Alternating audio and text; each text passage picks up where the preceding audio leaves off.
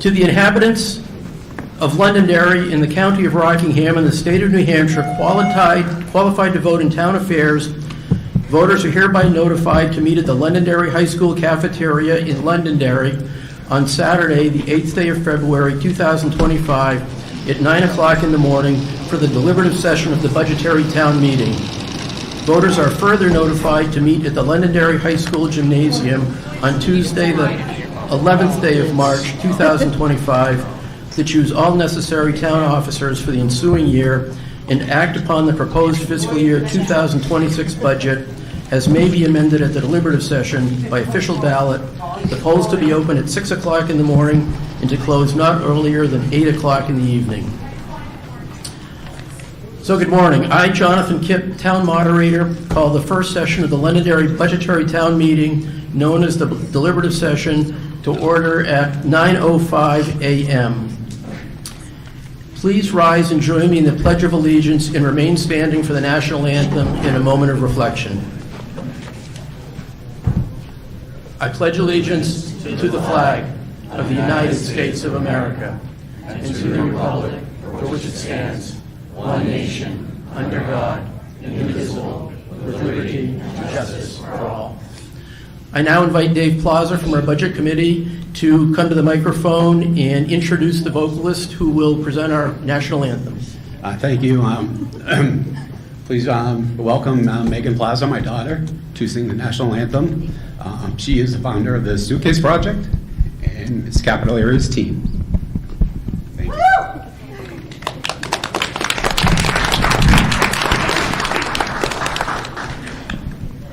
Oh, say, can you see by the dawn's early light what so proudly we hailed at the twilight's last gleaming, whose broad stripes and bright stars through the perilous fights, oh, the ramparts we watched were so gallantly streaming, and rockets wrecker, the bombs bursting in air, gave proof through the night that our flag was still there. Oh, say does that star-spangled banner yet wave for the land of the free and the home of the brave?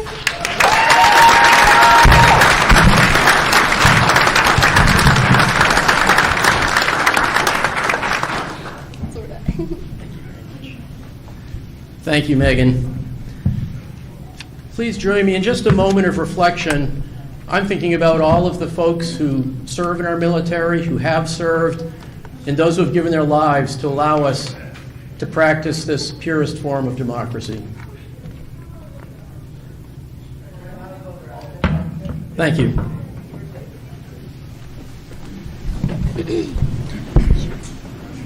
Just a couple of things as we get started. Please keep your voting card with you at all times. It's white. Do not share it with anyone. And if you leave the room, you'll be required to show your voter card to get back into the room. And non-voters are sitting in a designated area here to my right, and they may not speak unless recognized by the moderator. So now it's my pleasure to introduce everybody at the head table. To my right, Rob Palmer, Assistant Town Moderator. He and I will be sharing the duties today. I'd like to say this morning, but I'm saying today. And then immediately to my left, Art Salidas, the Acting Town Manager. Kelly Karen, Assistant Town Manager, Director of Economic Development. Sarah Jardum Lee, who is our Controller. Justin Campo, Finance Director. Our Town Attorney from Sheehan Finney, Megan Carrier. Chad Franz, Chair of our Town Council. Ted Combs, Vice Chair of the Town Council. Council members John Farrell, Ron Dunn, Sean Faber, Town Clerk Sherry Farrell, and beside her Allison Parsons, who's our Deputy Town Clerk and Tax Collector. Down the table to my left, the Budget Committee, Chairman Patrick Cassidy, Vice Chair Joseph Gagnon, Kate Burbidge, Sarah Meyer, Ryan Cronin, Dave Plaza, and Jason Goldman. So thank you all for being here. I suspect you'll hear from many of these people as our proceedings continue today. It's now my pleasure to turn the microphone over to Chad Franz, the Chairman of the Town Council, to present our first award.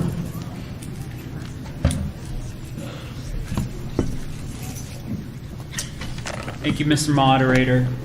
If I could please have Eric and Darcy come up.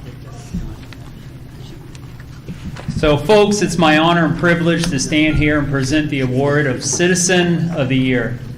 Even you might not know these two phenomenal individuals. You may know of them. Eric Turcotte and Darcy Lefebvre of Turcotte Tree Service represent the best of what Londonderry has to offer and embodies true selfless spirit.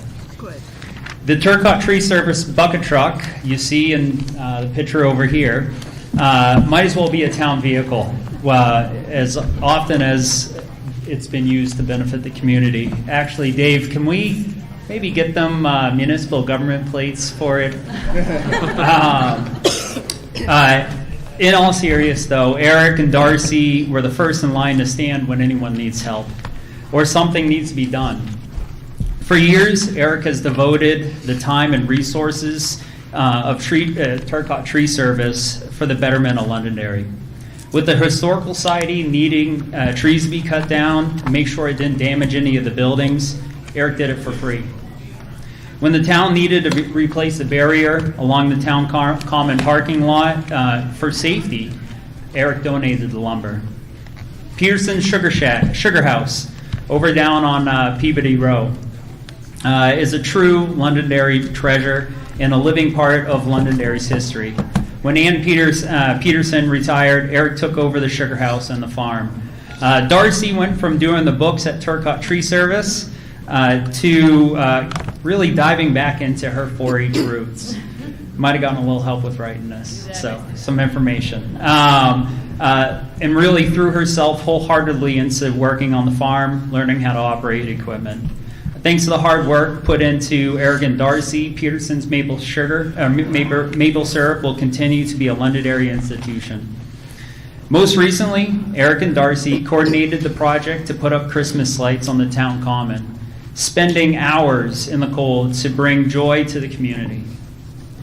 These two are a team that can't be beat when it comes to supporting this community. Even just mentioning Eric and Darcy's names can bring a smile to someone's face. They have a well-deserved reputation for nonstop community service and for being the first to raise their hands and step up and for being positive, kind, and friendly while they're doing it. Both Eric and Darcy attended Londonderry High School. In fact, Darcy is the 4th generation of her family to grow up in her house. They epitomize the salt of the earth, homegrown, dedication to giving back to the place where they were raised. I could go on, but I'll end by saying, Eric and Darcy, I thank you truly from the bottom of my heart, and it's with my distinct pleasure and privilege to recognize you as Citizens of the Year for this year, and I'd like to present a plaque to you. So.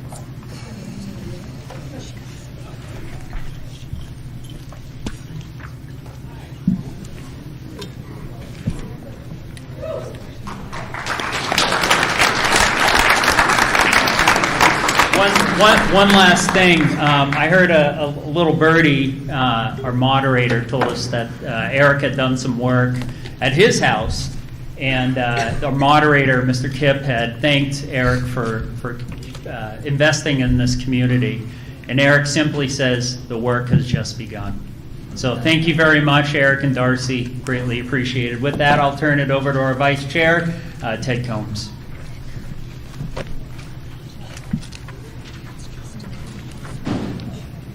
Hello, I have the present ability today to present the Volunteer of the Year. Today's Volunteer of the Year is someone who's been serving our boards for over 4 years. If we have Jeff Penta to come on up for our Volunteer of the Year. Jeff has served on the planning board since October 2020 and is currently the Assistant Secretary. He stepped up to participate in and chair 2 major initiatives last year, the Master Plan Steering Committee and Capital Improvements Committee. His commitment to leading both has been strong and steadfast. He takes his responsibilities seriously and devotes an enormous amount of time and effort to all his endeavors. Jeff is dedicated to informing himself thoroughly about the projects he participates in. He does the research, stays well informed, and most importantly, shares that information with others on the board members in the community. Under his leadership, the Master Plan Steering Committee exceeded their expectations for participation in their initial survey, ensuring that the community's voice was included in the process from the get-go. Jeff's colleagues on the boards can't speak highly enough of him. They describe him as a reasonable, thoughtful, well-rounded, and collaborative individual. He has an ability to work to achieve consensus with those who have perspective dynamically opposed to him, which is a rare, particularly valuable talent these days. And we look forward to his continued service within the town and certainly find you as a rising voice in the community. So thank you, Jeff, and we have a plaque for you as well.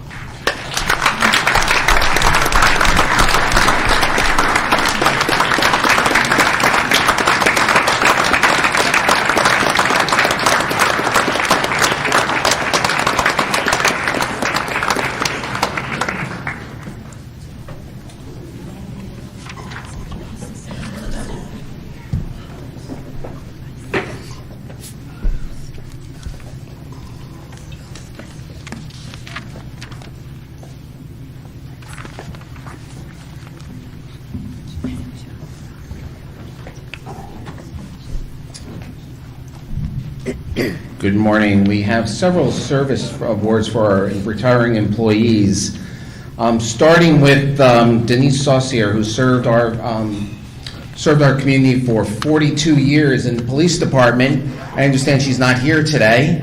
So, Chief, would you come up and receive her recognition for her 43 years of service here at the police department?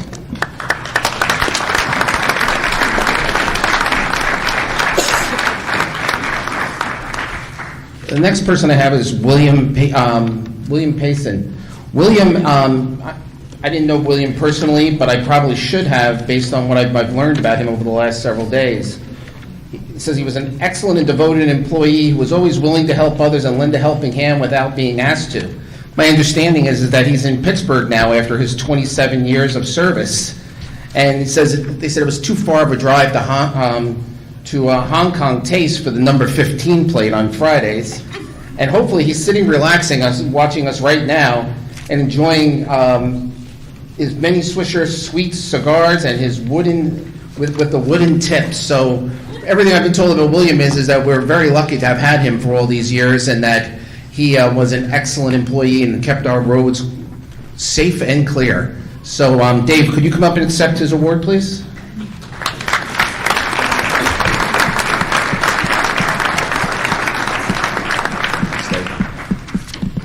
Is Michael Bucco here?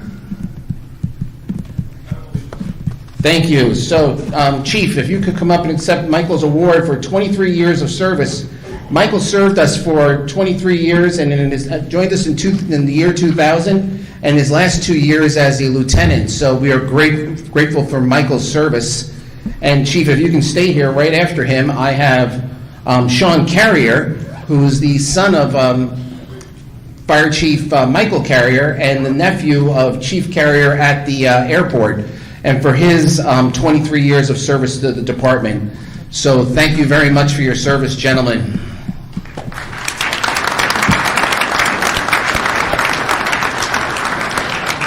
Is Chief Butler is here? Is he here today, Chief Butler? So as we all know, Chief Butler served us for 19 years of honorable service.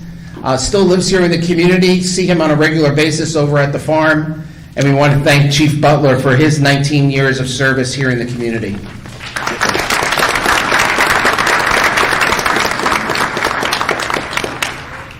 And is Bruce Hollowell here, Jr.? No, he's not. So Bruce is, as we all know his son, the battalion chief. Bruce, you want to microphone? Say your name, it's very confusing. Well, we know you're the third. You are the third. So Bruce, please express our gratitude to your father and everything else for his service, and thank you for the service to you and your service to the community. Thank you. That's all the ones we have for that one. So, Ron, are you next? Ted is next. Ted's next. Thank you.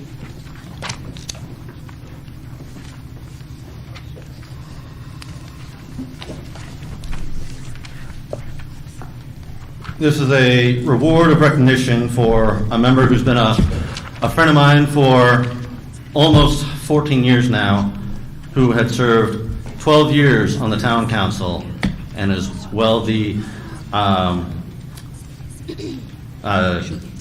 liaison and voting member on the planning board for many, many years. This one goes out to Jim Butler. We can't thank him anymore for his service to the town, his steadfast conservatism on the budget, and leading us forward when it came to the right times for making the right decisions. And so I certainly want to thank him for his time on the town council. I don't think he is here today. I tried reaching out, but we'll make sure that this gets out to him. Thank you.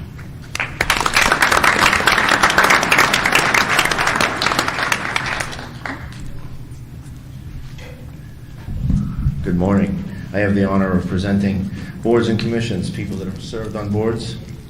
My first one is Maureen Hardy for her service on the Budget Committee.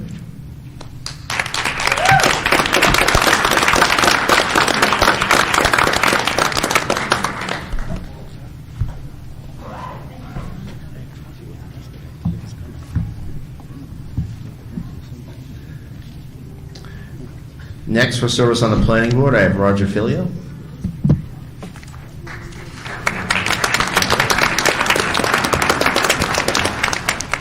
Also on the Planning Board, I have Bruce Howell III.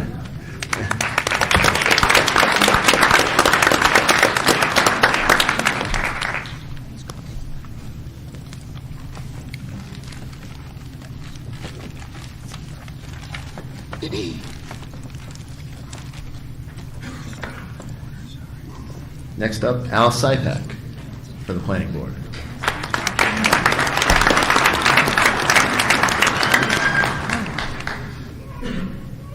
For service on the Conservation Commission, Jim Leary. Jim here? Next, for service on the Senior Resource Committee, Deb DeRocha.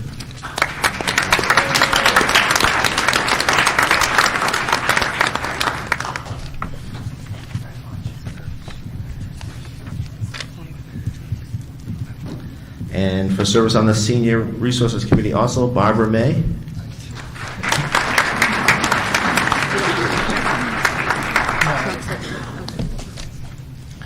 For service on the Recreation Committee, Todd Ellis.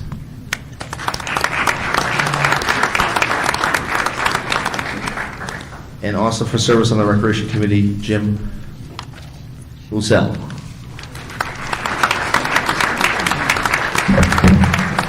Sean's up next.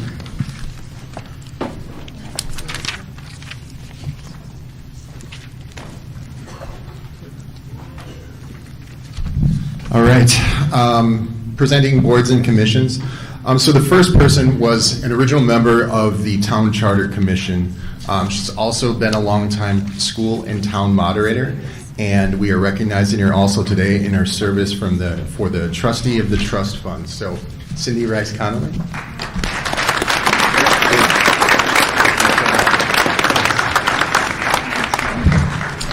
All right, another board that does some of the heavy lifting in town, but some people don't pay a lot of attention to, but they do great work over there. Zoning Board of Adjustment, Chris Moore.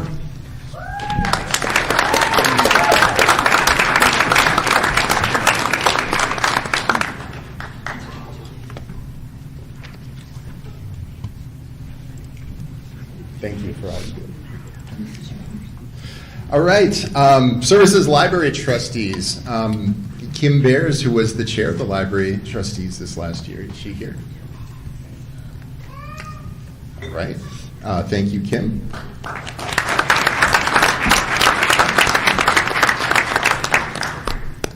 Carol, I might butcher the last name, Intone? Intron. Thank you.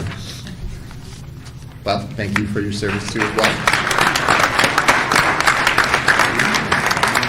And longtime state rep, and also for her service on the library trustee, Betsy McKinney.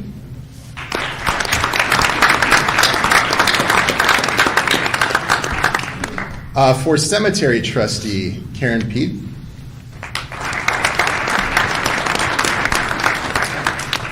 And then the pickleball task force, Brian Samalik.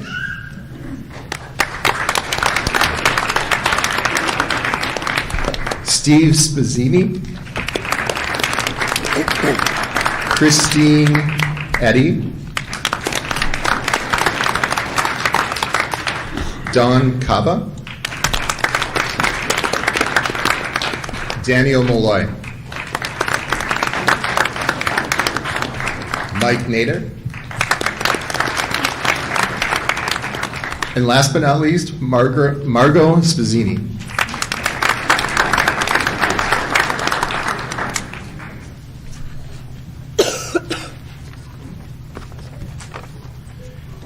It's now my pleasure to introduce our acting town manager, Art Salidas, for the State of the Town address.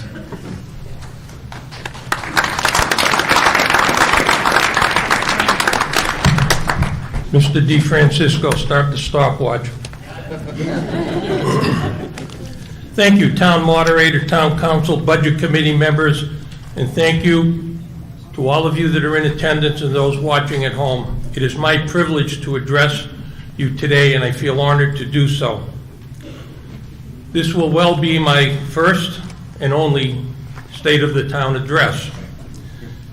I believe Londonderry is in the people business, and the people that we serve are the residents of Londonderry. It is my hope that the residents' visits to Town Hall have been pleasant as they possibly can be when you are paying your taxes and registration fees. I have found the 10 of the Town Hall workers to be exemplary, friendly, helpful, and listen to the residents and treat them with respect. I have also found the same to be true of library workers, DPW workers, firefighters, and police officers. I would like to ask people that if you do have a problem or a concern, please don't address it on social media. Being one who doesn't follow social media, I much prefer a phone call and an email. We're in the people business, and if afforded the chance, we will work to help. I see many good things happening in Londonderry. Volunteerism is alive and thriving. Those of you who have volunteered on the town boards, commissions, at our schools, youth activities, service clubs, food drives, town cleanup and beautification, and simply helping neighbors in need, thank you. You are the fabric of what makes our community a wonderful place to call home. The High Range Water Line. Londonderry has received $13 million in grants for this project. The bid awarded to install the pipes along High Range was $864,000 under the estimate. Cost $5.7 million, but it was under the estimate. Installation is scheduled to begin this spring. The Pennachuck water rate case has been resolved, and for general meter users, households, this will result in a substantial reduction for homeowners. The town received many grants, including 5 grants written by the former town manager, which totaled $20 million. Additionally, there's a grant from the state of New Hampshire for trailways for $422,000, which is subject to the funds being approved in Article 23 for about $113,000. If approved, this will complete the Londonderry Rail Trail. The Human Resource Department has successfully worked to fill open positions: town planner, DPW workers, firefighters, and police officers. Not an easy task, considering that New Hampshire has the fourth lowest unemployment rate in the country at 2.5%. The Senior Citizen Center has new flooring at no cost to the taxpayers, thanks to the effort of volunteers who have supported the Senior Center for many, many years. In 2023, Londonderry collected 99.6% of the taxes that were due. To date, for 2024, we've collected 98.5% of the taxes that were due, and by lean time, we'll be well over 99%. One person who refused to be acknowledged for this and won't admit that he said it, at the New Hampshire Department of Revenue, stated that on average 96% of taxes are collected. The police department recognized 2 employees who retired this year, and each had over 40 years in the department. That's outstanding. Rio, a Bernedoodle, has become the invaluable support to victims and communities members, and in my own personal opinion, he's my favorite employee in the town. The DPW Public Works Master Plan of Facilities is nearing completion. It is hoped that this will direct the town as to what is needed to help the DPW best serve the town. The DPW is always willing and able to help other departments, and if you go up to the rec area by the tennis courts, you'll see some of the work they did that we've been wanting to do for a long time, and they took care of it. The fire department is working to modernize their fleet to avoid breakdowns and costly repairs and give the firefighters the equipment they need to safely do their jobs. The recreation department has increased its offerings and adapted the summer program in response to what parents and children in town would prefer. The library has welcomed their first library tortoise named Oscar, and it's been a big hit. The library joined the Greater Manchester Integrated Library Consortium system, and in just a short time, patrons have checked out almost 3,000 items in the consortium and have access to another 1.4 million items and resources. Over 8,800 tons of curbside trash have been collected this past year. 2,400 tons of recycling have been collected. In November 2024, household hazardous waste collection events received material from over 500 households and disposed of 40 tons of hazardous material safely. The town has faced challenges in filling some open positions. That said, the staff has stepped up to get things done, taking on extra duties, working longer hours. They have my admiration and gratitude. For the first time in over a decade, the town will be proposing an operating budget that is over the default budget. This budget has not been created haphazardly and was built to assist in meeting the services that the town needs and the taxpayers want. Residents and taxpayers have expressed a desire to see our public safety departments properly funded, to allow the town to provide the highest level of service while maintaining the safety of our first responders. The increases in our public safety department, insurance, and trash and recycling account for 93% of the previous fiscal year's budget. This budget allows our first responders the ability and resources to provide the highest level of service to our residents that we proudly serve. I believe that it is of utmost importance for the voters to continue to support our first responders and approve the operating budget. Londonderry has has seen a period of steady growth. London geographically is the largest community in southern New Hampshire, 42 square miles. Hooksett has 36.4, Manchester 33.1. The land in Londonderry is very valuable, making it difficult for landowners to stand pat when deciding whether or not to sell a large tract of land that will offer their family security. We would all like to preserve the way of life we have now, and I expect when my family moved here in 1975, I'm sure the town residents were bemoaning the fact that more houses were being built. Growth is inevitable, but it must be done according to the standards that exist. No one likes to pay taxes. I do not think many people move to Londonderry, if any, for the tax rate, but rather for the way of life that Londonderry affords its inhabitants. Why do people live here? Quality of life. In closing, I am often asked by my friends why I don't like to travel and go on vacations. And I've given the same response since 1975. Number one, I don't like to travel. And number two, I live in God's country. Why would I go anywhere else? As a longtime resident and part of this community, serving as your acting town manager has been my honor, and I thank you.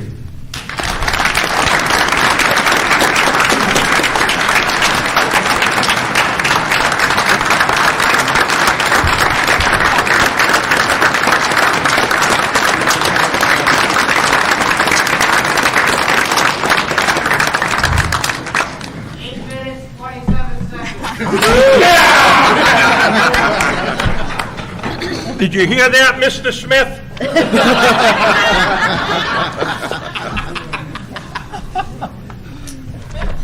Thank you, Mr. Salinas.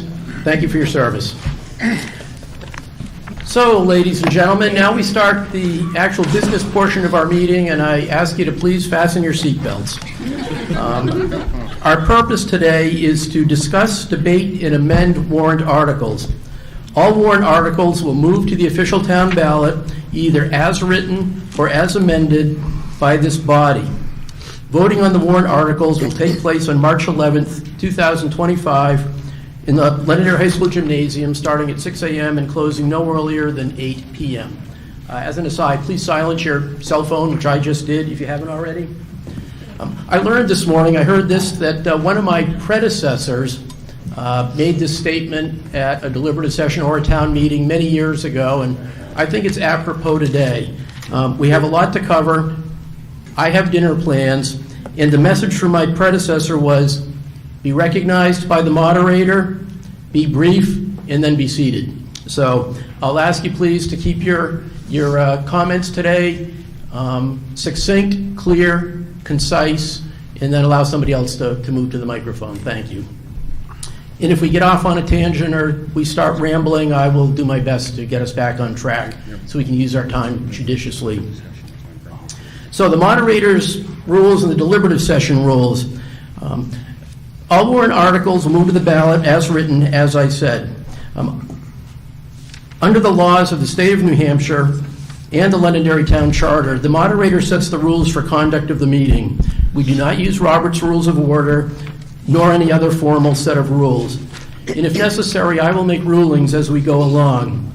Any ruling of the moderator can be challenged before we move on to the next item of business. A vote will be taken, and if a majority agrees, the moderator will be overruled. If you have a point of order, a question about the process, or a procedural objection, please stand and say point of order. I will then recognize you, and you can then state your point of order. As we move through the warrant articles, either Rob or I will read each warrant article and then request a motion and a second from the town council to discuss the article. The town council will discuss and announce their vote on the article, as will the budget committee. Following those discussions, any voter in attendance may ask questions and discuss the article. Please approach and speak into the microphone. Give your name and address clearly for the record. We need the address for the minutes, that's why I added that there. So your name and your address, please. When making or seconding a motion, clearly state your name for the record. If those keeping the minutes did not catch your name, we may come back to you and ask you to please repeat it. All comments and questions are directed to the moderator. All comments and questions must be specific to the article under discussion. Please avoid repeating what others have already said. And if we have amendments, any voter can make a motion to amend an article, and I ask you to please provide your amendment to me in writing. And there are forms up here on the table for you to use for that purpose. You need your name and address on it, and then what your proposed amendment is. And if you know you're going to make one now for an article that's coming up later, feel free to come up and grab the form and jot it down so that we can act on it when we get to that article. Following the motion and a second, the amendment will be discussed and voted on. And we will vote on that pending amendment before we entertain any additional amendments. So it's one thing at a time. The article, the proposed amendment, another proposed amendment, back to the article. While an amendment is pending, all discussion and debate will be confined to that amendment. Following discussion, the warrant article will be placed on the ballot either as written or as amended. Any questions?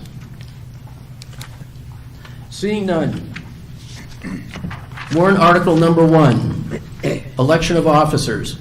To choose all necessary town officers for the ensuing year or until another is chosen or appointed and qualified. No action is necessary today, so we will move on to warrant article number 2. Article number 2, fiscal year 2026 town operating budget. Shall the town raise and appropriate an operating budget, not including appropriations by special warrant articles and other appropriations voted separately, the amounts set forth on the budget posted with the warrant are as amended by vote of the first session for the purposes set forth therein, totaling $50,111,482. Should this article be defeated, the default budget shall be $49,654,290, which is the amount of the appropriations contained in the operating budget authorized for the previous fiscal year, with certain adjustments required by previous action of the town or by law, or the governing body may hold one special meeting in accordance with RSA 40:13, Roman numeral 10, Roman numeral 16, to take up the issue of a revised operating budget only. If passed, this article will require the town to raise $26,213,784 in property taxes, resulting in a tax rate impact of $3.99.8 in fiscal year 26, based upon projected assessed values. I will now accept the motion to open discussion. So moved. Second, Second. Presentation, please. Yes, Mr. Moderator. The voters in 2011 adopted the official ballot system where the town council recommended budget is presented. If that budget is defeated, then the default budget becomes effective, which is last year's budget adjusted by contractual obligations. The town council budget is higher for the first time in over a decade than the default budget, with over 93% being attributed to our public safety department's insurance and trash and recycling. Thank you. Town Council, what was your vote on this article? Mr. Moderator, town council vote was 5-0 in favor. Thank you. Budget Committee, please. The Budget Committee voted 7-0 in favor. Thank you. This article is now open for discussion.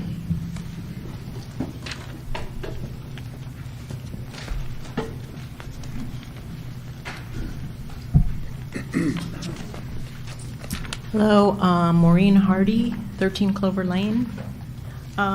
I would like to propose an amendment. The way that the article is written, it's a big paragraph. There's like over 34 warrant articles on this election ballot, and I was hoping to make a format change similar to what the school district has, where we have a choice between operating and default as an A and B choice, and it would show up on the ballot as A and B, rather than saying yes or no to the operating budget. Thank you. May I have a copy of your amendment, please? Thank you, Rob. I'm going to ask Attorney Carrier to please comment on this amendment. Thank you. So the wording of this warrant article is actually statutorily prescribed. The statute is RSA 40, Section 13, Roman numeral 11, Section C, and it provides the wording of the second session ballot question concerning the operating budget shall be as follows. And then it quotes this understandably long paragraph that we have in our warrant article. So as a result, the language itself is mandatory and cannot be changed. Thank you. So we have a pending amendment, which is to change the format of the warrant article, but none of the dollar amounts, is my understanding. So any discussion on the amendment? Seeing none, all those in favor of the amendment, please raise your card. All those opposed to the amendment, please raise your card. Thank you. The amendment fails.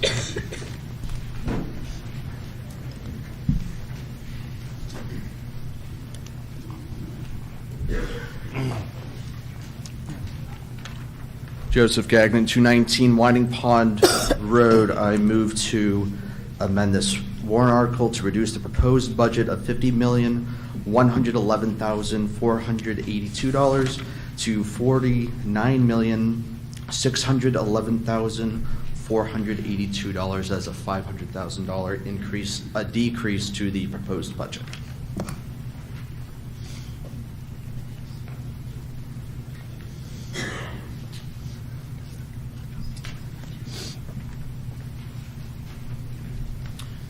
Thank you, Mr. Gagnon. So your proposed amendment is to reduce the proposed budget, which is now $50,111,482,000 to $49,611,482,000, which is a decrease of, help me with the math again, $500,000? A decrease. Decrease, Yes. Thank you. Okay. This proposed amendment is open for discussion. I'm sorry, second on the motion. Anybody second? Second? Okay, we have a second. Thank you. So during this past budget season, the Budget Committee was tasked to find some cuts, find ways to save the taxpayers some dollars. When we came back to the Town Council, in total, our recommendations were around $2 million in decreases that we found that we could make the budget leaner. So I know the Council itself reduced the budget by a little over $250,000 on their own. I think we can keep it leaner. I think another $500,000 decrease is not too much to ask, and I think it'll really help out the taxpayers by bringing it under the default budget. Thank you. Any further discussion on the proposed amendment? Yes. Are these microphones on? Oh. Okay, Budget Committee first, then Mr. Skidlarek. All right. Mic is not on. Okay. We have talked about this ad nauseum over the past 3 months through the budget process. We've looked at it multiple different ways.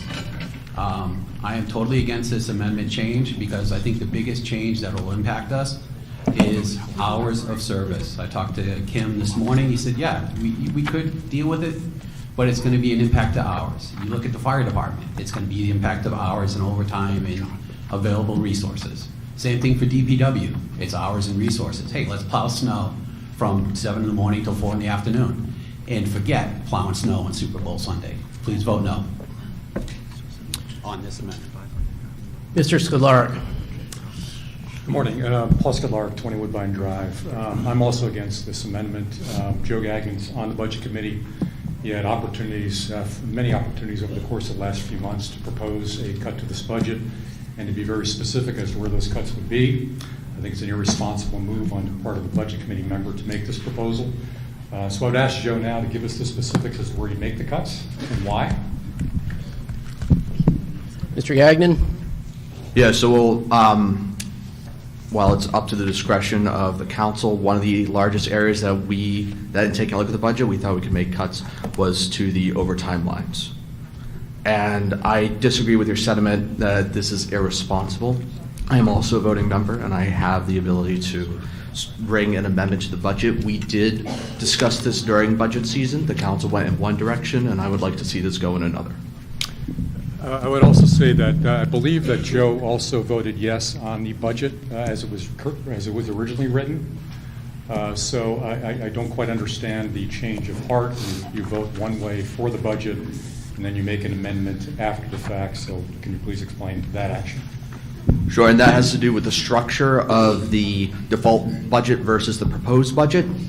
Within the proposed budget, there are some additional lines that were created to give the different departments some wiggle room, some monies moved around. And it also created, for example, for DPW, $100,000 going towards safety. Right, these are things that were discussed that are good for the town. These do not appear in the default budget. So the reason that I voted for the proposed budget, even though it is higher than the default, I prefer the structure of the proposed versus default budget. Yeah, I would urge people to vote no on this. It's again, I think it's an irresponsible move, and I appreciate the work that's been done over the course of many months to come up with a very responsible budget, and I thank you all for doing that. Thank you. Thank you. We're still in discussion on the proposed amendment to reduce the operating budget by $500,000. Mr. Bouchard. Thank you. Dan Bouchard, 8 O'Connell Drive, Londonderry. I have attended all these budget hearings. The Budget Committee has done a really good job asking questions and making suggestions. The Council has done an excellent job. They have, really looked at this budget very well. I don't agree with this whatsoever, okay? If you didn't agree with the budget, then you should have voted no. You don't vote yes, come in front at the deliberative session and say, I want to amend this number. That should have been a no vote, and I would urge that we vote this down. Thank you. Thank you. Any further discussion on the proposed amendment? I have something I'd like to say. I would also like to recommend a no vote. The National Fire Protection Association and the International Association of Firefighters recommend a minimum of 4 on staff at any given point in time. Right now, the firefighters are currently staffed at 13. That means they have one floating resource for each particular shift in the event that they need somebody additional on the particular staff. If we reduce the overhead line and if we reduce this budget, I am pretty sure overtime for firefighters are going to get cut, which absolutely impacts safety per some of these standards and regulations by these associations. I also did additional research. If you have fewer than 4 firefighters on staff, your location and rescue victims, if you have 5 firefighters on your crew, 100%. 4 firefighters, 96.1%. 3, in the event that they can't have the overtime they need and the budget required to have minimum of 12 on staff at every given point in time, and we say this number drops to 11, 82.8%. This is a safety issue. This is a hazard for both residents of Londonderry, and this is a hazard for the firefighters on staff. Thank you. Please. Mr. Farrell. John Farrell, 4 Hancock Drive. If you listen to what the town manager said this morning, he says, we're in the people business. That means we're in the customer service business. If you listen to what the finance director says, 93% of the budget goes towards services, towards people. When you look at cutting $1 million, what you're doing is you're cutting muscle. You're cutting muscle out of what we perform for services. In this community, if you have some sort of an idea of what size we are, Disney World Orlando is 43 square miles. Londonderry is 42 square miles. The services we provide here are essential. We are an aging community. People who are over 55 years old are residents in over 2,000 homes and pay over $25 million in taxes. The services that I listen to at town council meetings in 2-hour discussions in public comment about what this community wants is they want good, outstanding services. So if you want the police to come slower, if you want the average response time of 7 minutes from the fire department to be 8 or 9 minutes, if you want potholes in your roads, if you want the plows to come slower, if you want there to be less employees and less people to do the good work of Londonderry, then vote yes on this because you want less. But that's not what this community has said. What this community said is they want outstanding, excellent services. Thank you. Thank you, Mr. Farrell. Jonathan Esposito, 5 Shelley Drive. I just want to thank Budget Committee Member Gagnon for proposing this amendment. I urge the voters in the room to approve it. I think that the members of the town deserve the opportunity to vote on a budget that is below the default budget, and I also strongly disagree with the scare tactics that are being used, suggesting that public support, public services are the only places that we could cut $500,000 from. I actually have faith in the town council that they could be a bit more creative rather than reducing the overtime budgets for emergency services. I think this is a great amendment. Thank you.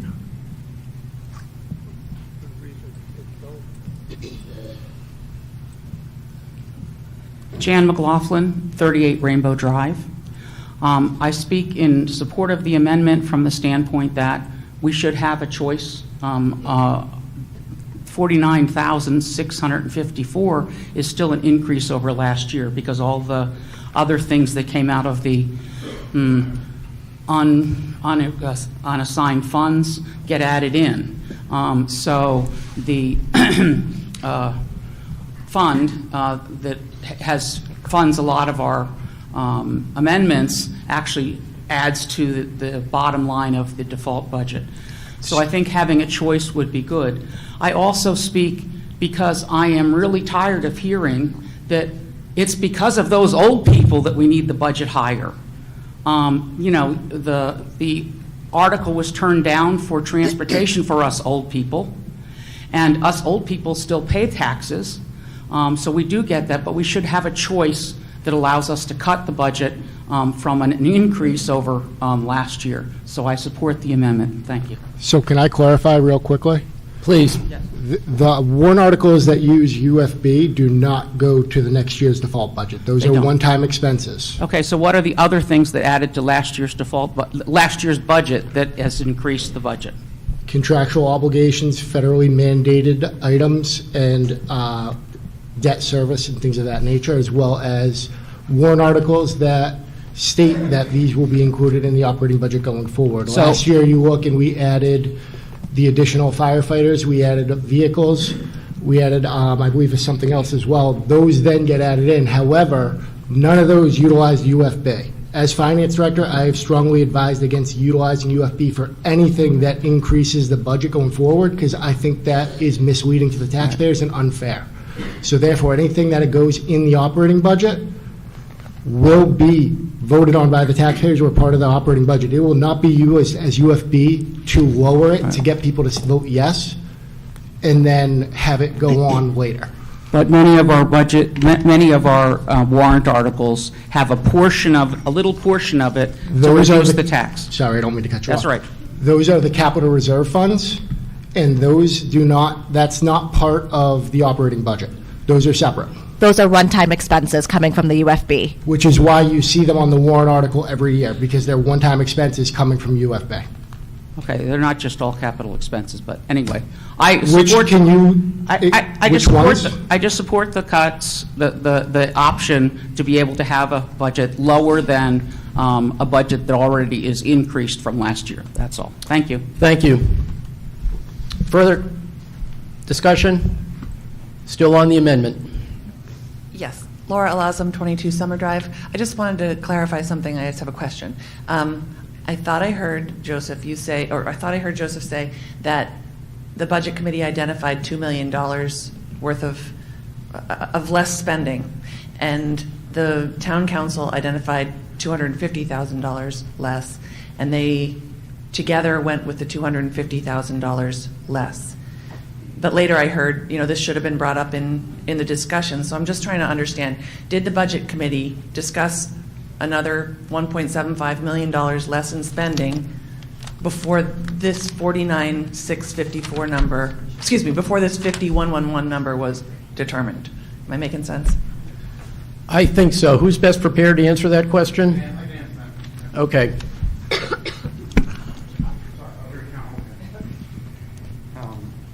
Patrick Cassidy, 12 Elwood Road.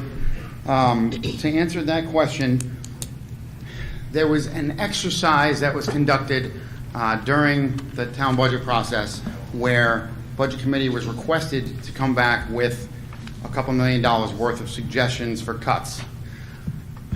We did not exactly do that. We came back with, I believe, somewhere in the realm of like $500,000 or $600,000 that we thought were reasonable, and then additional areas where we could cut, which we did not recommend, but as part of the exercise we listed as possibilities. If you had to cut, these were the things we suggested to cut next. And yes, those recommendations were looked at, and again, some were recommendations and some were, well, if we had to, this is what we would do, but we don't necessarily recommend that. We listed them as like options rather than recommendations for reducing the budget. I think the biggest crux of that was in overtime lines, and that's where our discussion was, that one of the areas that we could cut was overtime lines. However, I believe that this is addressed, and I know I'm speaking of a different article, in Article 31, the additional overtime in public safety article, that was reduced from, correct me if I'm wrong, Justin, from $500,000 to $200,000. I believe it was closer to 300,000. 300 to 200. Say that one more time. 300 to 200. All right, well, it was reduced to, I think, in light of the Budget Committee's suggestion concerning that. So not all of our suggestions were taken into account. I do not believe that our suggestions totaled $2 million, because some of those were things we didn't believe should be cut, but were options if we had to. And then I believe the reduction in the overtime was addressed in Article 31. I don't think it should be addressed twice. If we address that reduction in overtime here in Article 2 and in Article 31, I think we're swinging at the same pitch twice. Okay, thank you. Do you mind if I chime in real quick as well? On the November 21st meeting, there was the overtime we're talking about was $187,000 from the firefighting. That's broken out, including NHRS and Medicare as well, so it's not just the overtime line. $119,000 from police, again, NHRS and Medicare as well. And if I'm remembering correctly, part of that reduction was also an increase in revenues, which I explained I wait until we get the numbers from the state to be able to adjust those as accordingly. And anyone on the Budget Committee can correct me if I'm wrong on that aspect. But if you look at the initial budget's revenues versus today's budget's revenues, you will see the increase resulting from that. I recommend voting no on this amendment. Thank you. And just for my own clarification, and maybe the other voters, the amendment is to reduce $500,000 from the operating budget. This body will not determine where those cuts come from if this amendment is passed, and I believe we need not go down to try to identify those details today. This is a yes/no, cut it by $500,000 or not. We would then leave it to the town council to do what they need to do based on the results of the vote. Mr. Douglas. Glenn Douglas, 6 Overlook Ave. The budget's an estimate. We have a bottom line budget, so we're allowed to move funds. I'd be curious to know, if you estimate your budget at the end of the year, you might be tight or you might not be. I don't believe we've ever gone over our budget. In the last several years, how far under our budget? How much is left over? Because I don't necessarily believe that saying we're going to cut services and not plow on Super Bowl Sunday is legit. I do think it's a scare tactic. And if we have leftover money, everyone in this room has had to tighten their belts over the last 4 years, 5 years, because everything is unbelievably expensive. So I'd like to know how much has been left over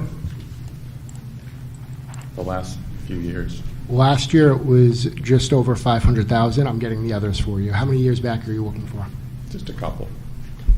That's fine.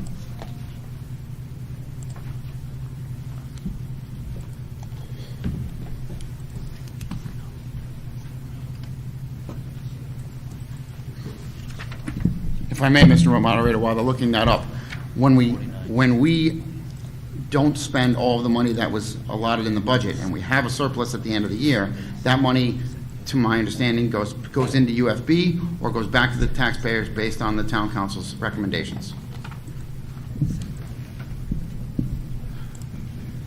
In '23, it was $245,000. Okay, thanks. Thank you. Something different? Be brief. Paul Skidlar, 20 Woodbine Drive. I know correct me if I'm wrong, we did roughly $3.2 million in grants to the town budget. Is that accurate? So by grants, you mean federal grants or grants from the state? Both. Including the state, that's about accurate. Okay. So we're in an environment right now where grant money is being paused. So that's both at the federal level and at the state level. There's a lot of austerity being raining down on the state level. That's going to have obviously an effect at the town level. So again, another reason to not vote for this amendment would be that if we do reduce that budget again, we also need to provide for the idea that there may be a pause in certain funding coming to the states and towns will require our property taxes to go up, or we just cut those services out completely. And later on, I would ask some of the department heads to talk about the grant money that comes to their particular departments and how that's used, so that we have a better understanding of how that money is spent. But again, I would urge that as another reason why as to why not to vote for this amendment, is that we don't know what's coming. And as a result, we need to have that additional cushion, if you want to call it that. I don't think it's a cushion, but let's at least leave that there and make sure we have that money available to us to use. Thanks. Thank you. I think it's time to vote on the amendment. Mr. Moderator? Yes? May I? Sure. So we spent long hours debating over this budget for a long period of time. The Budget Committee, we've sometimes had meetings till 1 in the morning to speak on these things, and we poured over these numbers extensively. At one point, we took it all directions. We went from adding $1.93 to your tax rate on the town side to an exercise with the town of doing a 4% cut. We took a look at this through each department. Each department head took a long period of time and came up with a budget that would, just for exercise sake, cut 4% off without cutting a single personnel or person from employment in this town.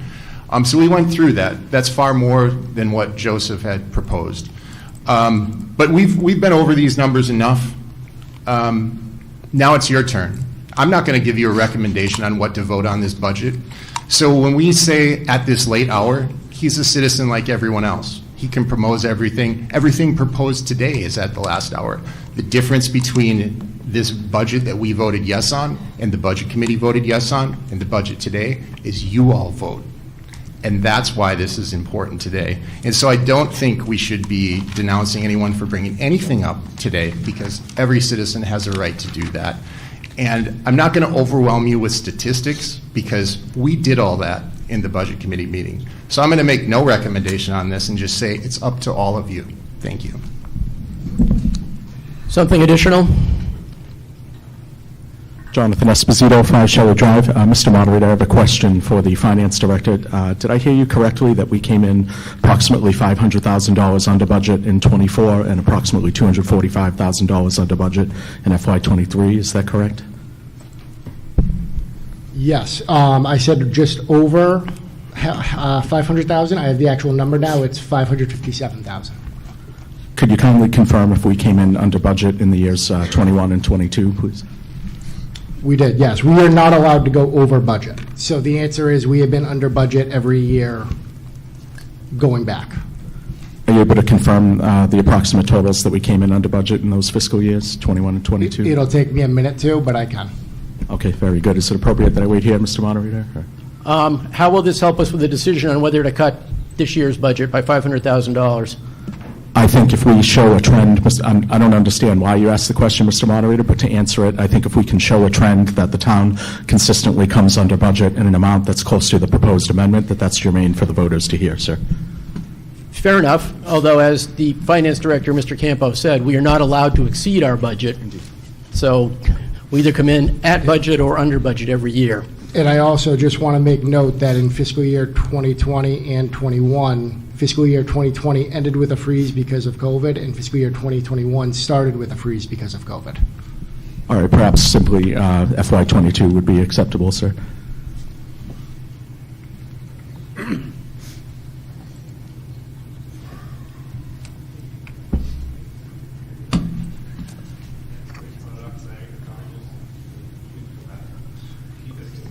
Yes, please. This will be really quick. Brian McCauley, Buckthorn Street. Just one thing to consider, we are focusing time on how we were under budget. but we also have to say, why are we under budget? One of the reasons are we're cutting services, right? So what I heard when I talked about before, the reason in 2022 we might have been $250,000 is because the fire department might have had to cut their staff down to make sure, and which is why one of the reasons Mr. Butler came into the council meeting and was upset, because one of the asks by the team was to lower their spending, right? So to make sure we don't go over budget. So I just want to make sure when the team, I believe a no vote based off, we don't want, this budget is intended to not cut services mid-year to make sure we meet the budget. So I see nodding heads that's factual. So just take that into consideration. Thank you. How close are we, Mr. Campo? Give me one more minute. Okay, sir, if you'd like, please. We'll get this answer, and then I'll accept your motion to move the question. I have one more comment to make. One of the recommendations from the budget. We're in line. We're talking about the article. I made a motion. I'm going to make a motion to move the question just because the question hasn't been moved. You should be behind. I'll second that motion. Which motion did you second? Moving the question. Okay. No, you'll have, no. Mr. Campo? I apologize. My passwords decided to secure me because I'm on a different Wi-Fi password. So I apologize for the delay, but the good news is the security does work.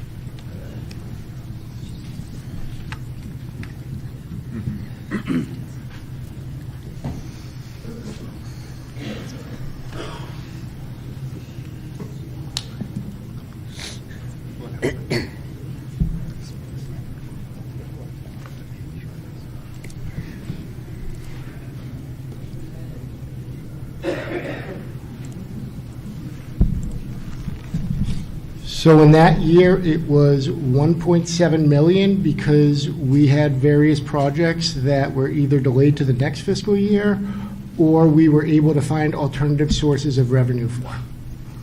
One of those equaled about $250,000. I don't have the other one off the top of my head of what it was, but again, with more time I can get that for you, but one of them was a water main project that we were able to find other sources of revenue, so we were able to put in a false revenue at tax time, so that way the taxpayers did not actually have to pay for it.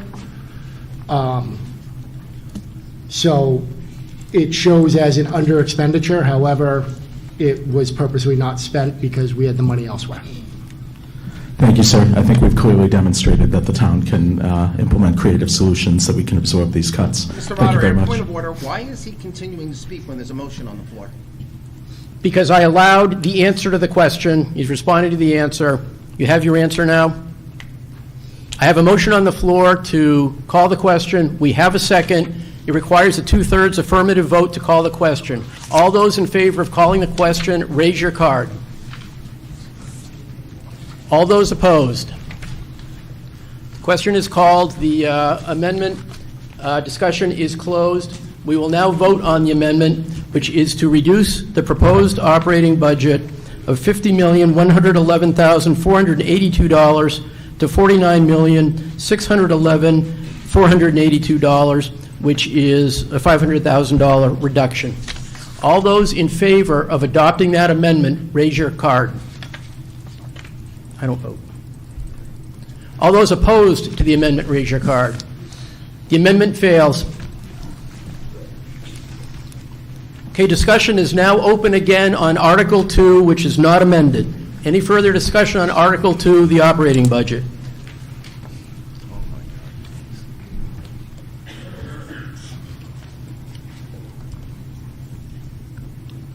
Christine Perez, 5 Leslie Drive. I just have a question. So if the town chooses not to vote for the 50 million plus, and we go to the default, which is very close to what the amendment was, are our services going to all drop then? I mean, I don't understand why I have actually already been talking with the fire chief in early preparation should that actually occur. Okay, but we're a bottom line budget. Yes. There's nothing that says anything has to come from police, fire, or DPW, correct? Correct, and if you look at the current budget, I believe that almost every department is under default with the exception of, I believe it's 5. Give me 1 second to pull it up. That's fine. I think I know the 5 because I think I've been following the budget for months. Can I say something? It's general government, police, fire, public works, solid waste, rec, and the library, as well as community development. Okay, thank The only you. ones that are not under the default budget from the previous year. Okay, thank Also, to answer that question, yes, we are a bottom line budget, so we don't necessarily have to take from those budgets, but they are the largest budgets of the town's budget. So if you're looking to make any savings, yes, we don't have to take from there, but they are the largest. Thank you. Seeing no further discussion on Article 2, it will move to the ballot as written. Motion to restrict reconsideration. I have a motion to restrict reconsideration. Do I have a second? We have a second. All those in favor of restricting reconsideration, raise your card. All those opposed? Okay, reconsideration is restricted. Moving on to Article 3. The Expendable Maintenance Trust Fund. To see if the town will vote to raise and appropriate the sum of $200,000 to be placed in the town's Expendable Maintenance Trust Fund for the purpose of repairing and maintaining town facilities and infrastructure, and further to authorize the use of $100,000 from the June 30 unassigned fund balance towards this appropriation. If passed, this article will require the town to raise $100,000 in property taxes, resulting in a tax rate impact of 1.5 cents in fiscal year 2026 based upon projected assessed values. I'll accept a motion to open discussion. So move. Second? Second. Presentation? This article funds the Expendable Maintenance Trust Fund, which is used to maintain and repair facilities and infrastructure such as repairing HVACs, plumbing, and electric systems, or making repairs to buildings such as roof replacements. Thank you. Town Council, how did you vote on this warrant article? Town council voted 5 in favor. Budget Committee? Budget Committee voted 7-0 in favor. Thank you. Any discussion on Article 3?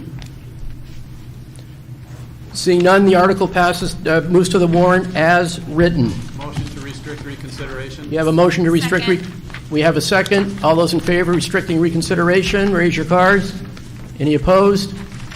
Okay, this moves to the warrant as written, and reconsideration is restricted.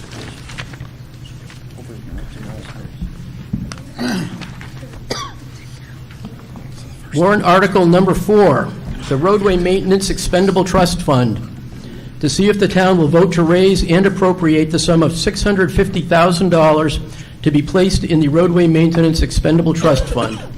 If passed, this article will require the town to raise $650,000 in property taxes, resulting in a tax rate impact of 9.9 cents in fiscal year 2026, based upon projected assessed values. I'll accept the motion to open discussion. Mr. Dunn? So moved. Second? Second. Mr. Campo, for presentation, please. This article would continue the process of funding road reconstruction activities from property tax support as opposed to bonding, with the intention of limiting a large impact on the tax rate in 1 year. Thank you. Town Council, your vote? Town council's vote were all 5 in favor. Budget Committee was 7-0 in favor. Thank you. Any discussion on warrant article number 4? Seeing none, this article passes to the ballot as written. Motion to restrict reconsideration. Thank you. Do I have a second to restrict reconsideration? Seconded?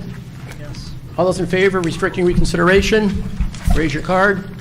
Any opposed? Okay, this article moves to the ballot as written, and reconsideration is restricted.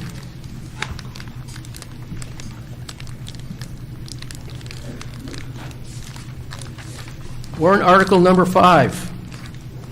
Establish and fund Police Equipment and Technology Capital Reserve Fund. To see if the town will vote to establish a Police Equipment and Technology Capital Reserve Fund under the provisions of RSA 35:1 for the purpose of purchasing, leasing, obtaining, maintaining, and upgrading police department equipment and technology as determined by the Chief of Police, and to raise and appropriate the sum of $100,000 to be placed in this fund, and further to authorize the use of $100,000 from the June 30 unassigned fund balance toward this appropriation. On the ballot, this requires a majority vote. If passed, this article will require the town to raise $0 in property taxes, resulting in a tax rate impact of $0 in fiscal year '26 based upon projected assessed values. A motion to open discussion? So moved. Second. Thank you. Mr. Campo?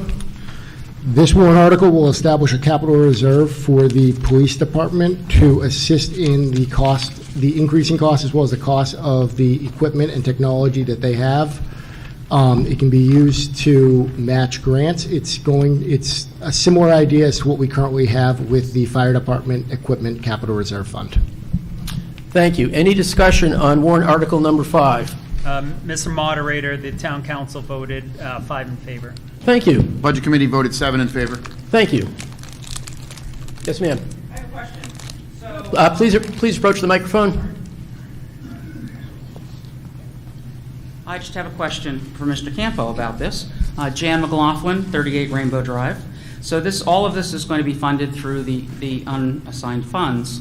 Will any of this impact next year's budget? So in terms of next year, if we Yes. want to add additional funding, Only if we add additional funding next year. it'll be another warrant article. It Okay. will not be part of the default budget or the operating budget. It'll be a separate warrant article. We cannot add funds to the capital reserve without a warrant article, Okay, with the thank exception of the interest that grows in them. Thank you very much. You're welcome. Any further discussion on warrant article number 5? Seeing none, it will move to the ballot as written. Motion to restrict reconsideration. Thank you for your motion to restrict reconsideration. Do I have a second? Second. Thank you. We have a motion and a second to restrict reconsideration. All those in favor of restricting reconsideration, raise your card. It passes. This moves to the article. This moves to the ballot as written. Reconsideration passes. Warrant article number 6. Fire Department Truck Capital Reserve Fund. To see if the town will vote to raise and appropriate $300,000 to be placed in the Fire Vehicle Capital Reserve Fund, and further to authorize the use of $300,000 from the June 30 unassigned fund balance towards this appropriation. If passed, this article will require the town to raise $0 in property taxes, resulting in a tax rate impact of $0 in fiscal year '26 based upon projected assessed values. I'll accept a motion to open discussion. So moved. Thank you. Second? Second. Mr. Campo? This article will fund the fire department truck capital reserve, which will be used to assist in lowering the cost of the engines and apparatuses that the fire department need to provide their service. Thank you. Town Council, your vote? Town council voted 5 in favor. Budget Committee voted 7 in favor. Thank you. Any discussion on warrant article number 6? Seeing none, this article moves to the ballot as written. Motion to restrict reconsideration. Thank you. We have a second. In favor of restricting reconsideration, raise your card. This warrant article is restricted from reconsideration. Warrant article number 7, Fire Department Equipment Capital Reserve Fund. To see if the town will vote to raise and appropriate $75,000 to be placed in the Fire Equipment Capital Reserve Fund, and further to authorize the use of $37,500 from the June 30 unassigned fund balance towards this appropriation. If passed, this article will require the town to raise $37,500 in property taxes, resulting in a tax rate impact of 0.6 cents in fiscal year '26 based upon projected assessed values. Motion to open discussion? So moved. Second. Thank you. Mr. Campo? This article appropriates funds for the purchase and lease of equipment necessary for the operations of the fire department. It also assists in providing matching funds required for potential grant received. Thank you. Town council? Town council voted 5 in favor. Budget Committee voted 7 in favor. Thank you. Any discussion on warrant article number 7? Seeing none, Article 7 passes to the ballot as written. Motion to restrict reconsideration. Thank you. Second, raise your card if you're in favor of restricting reconsideration. Reconsideration is restricted.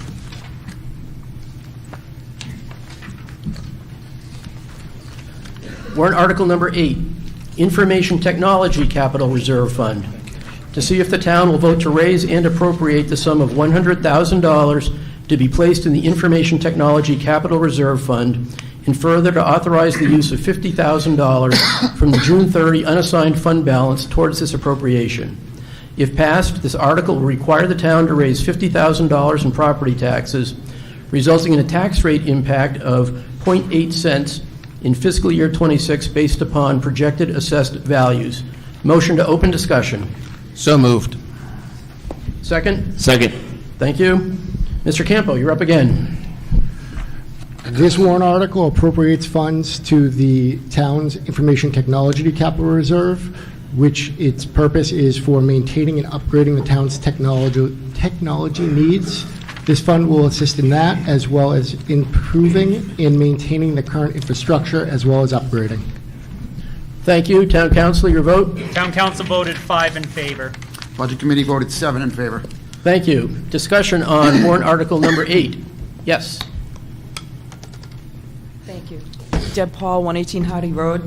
I would like to know if Mr. Campo could elaborate on the difference on the behavior of a reserve fund and a trust fund.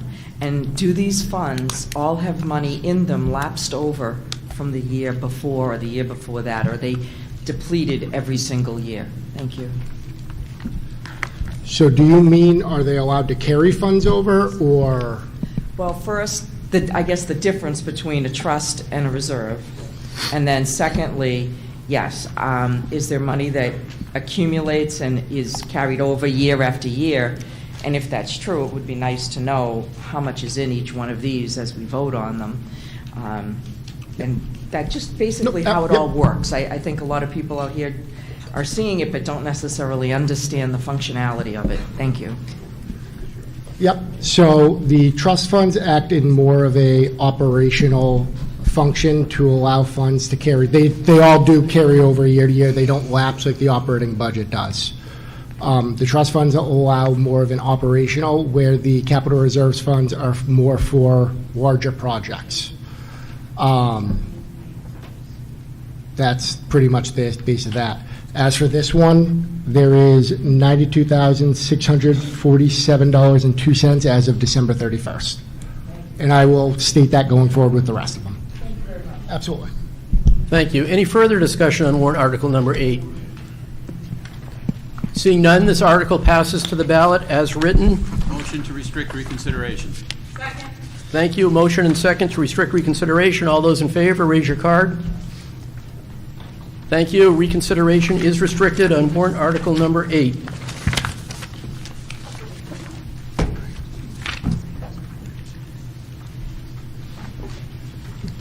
Warrant article 9, Pillsbury Cemetery Expansion Capital Reserve Fund. To see if the town will vote to raise and appropriate $75,000 to be placed in the Pillsbury Cemetery Expansion Capital Reserve Fund, and further to authorize the use of $37,500 from the June 30 unassigned fund balance towards this appropriation. If passed, this article will require the town to raise $37,500 in property taxes, resulting in a tax rate impact of 0.6 cents in fiscal year 26 based upon projected assessed values. Motion to open discussion. So moved. Second? Second. Thank you. Mr. Campo. This article allows the town to plan for the extension of Pillsbury Cemetery without overburdening the tax rate in any one year. It allows the town to avoid long-term debt for such expansion. There is currently $437,442 in this account. Thank you. Town Council, your vote? 5 in favor, Mr. Moderator. Budget Committee voted 7 in favor. Thank you both. Any discussion on warrant article number 9? Seeing none, this article passes to the ballot as written. Motion to restrict reconsideration. Thank you. We have a second. All those in favor of restricting reconsideration, raise your card. All opposed? Thank you. Reconsideration is restricted.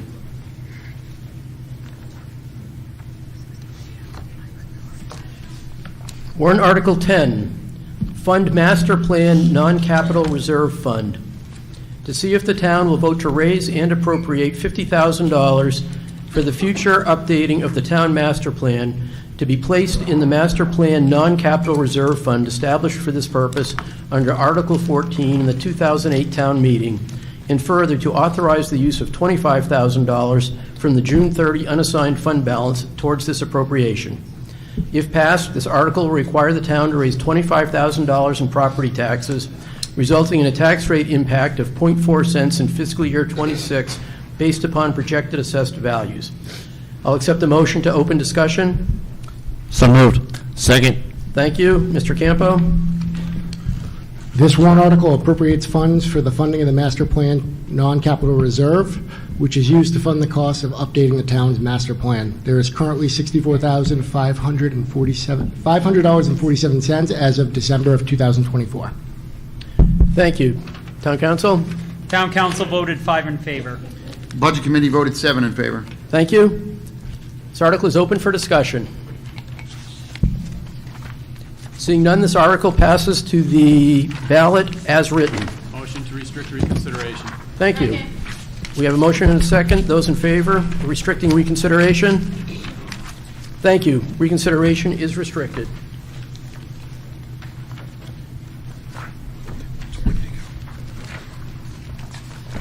Warrant Article 11, Recreation Capital Reserve Fund. To see if the town will vote to raise and appropriate $20,000 to be placed in the Recreation Department Capital Reserve Fund, and further to authorize the use of $10,000 from the June 30 unassigned fund balance towards this appropriation. If passed, this article will require the town to raise $10,000 in property taxes, resulting in a tax rate impact of 0.2 cents in fiscal year 26 based upon projected assessed values. Motion to open discussion? So moved. Second? Second. Mr. Campo? This article appropriates funds for the funding of the Recreation Department Capital Reserve. These funds will be used to purchase new equipment and vehicles, as well as for the maintenance on the department's current vehicles and equipment. There is currently $11,011.82 in this account. Thank you. Town Council? Town Council voted 5 in favor. Budget Committee voted 7 in favor. Thank you. This article is open for discussion.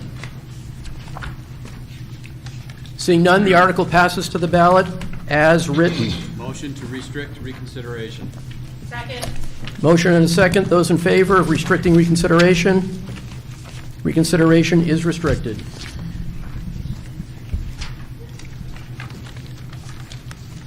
We're in Article 12, Cable Equipment Capital Reserve Fund. To see if the town will vote to raise and appropriate $32,500 to be placed in the Cable Equipment Capital Reserve Fund, with funding to come from the annual distribution of public educational and government access programming from the current franchise agreement. If passed, this article will require the town to raise $0 in property taxes, resulting in a tax rate impact of $0 in fiscal year 26 based upon projected assessed values. Motion to open discussion. So moved. Second. Thank you. Mr. Campo? This article appropriates the funding the town receives as part of the franchise agreement with Comcast on an annual basis to the Cable Equipment Capital Reserve Funds to be used for equipment purchasing and replacement. Thank you. Town Council? Town Council voted 5 in favor. Budget Committee voted 7 in favor. Thank you. Any discussion on warrant article number 12? Pardon? That's good now. I apologize. There's also $293,127. Thank you. Seeing no discussion, this article moves to the ballot as written. Motion to restrict reconsideration. Second. Thank you. Motion and second. Those in favor, restricting reconsideration. Reconsideration is restricted.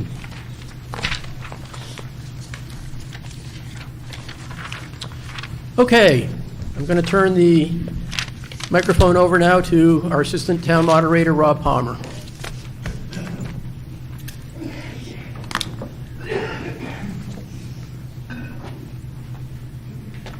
Good morning, everyone. We'll start with Article Number 13, DPW Equipment Vehicle Leases.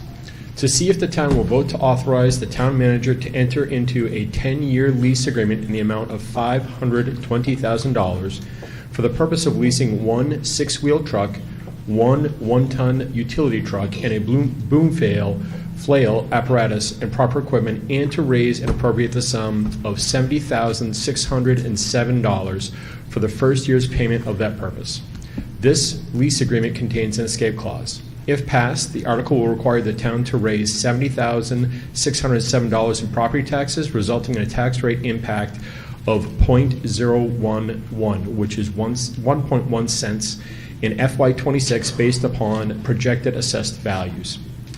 I'll accept a motion to bring up and discuss the article. So moved. Is there a second? Second. And Mr. Campo? This article would authorize the Department of Public Works to replace one of their 6-wheel trucks, a 1-ton utility, as well as their boom flail apparatus. These items have exceeded their respectful useful lives and have become a challenge and expensive to properly maintain. Thank you. Town Council, how'd you vote? Town Council voted 5 in favor. Thank you. Budget Committee? Budget Committee voted 7 in favor. Great. The article is now open for discussion. One item is the warrant article. It's to enter into up to a 10-year lease. Up to? Yes. I'll read that again in case okay, it does say into, but it's into up to a 10-year lease agreement. Thank you for the clarification. Seeing no discussion, the article is moved to the ballot as written. Motion to restrict reconsideration. Second. There's a motion to restrict reconsideration. All in favor, please raise your vote ballot card. All opposed? Restricting reconsideration passes.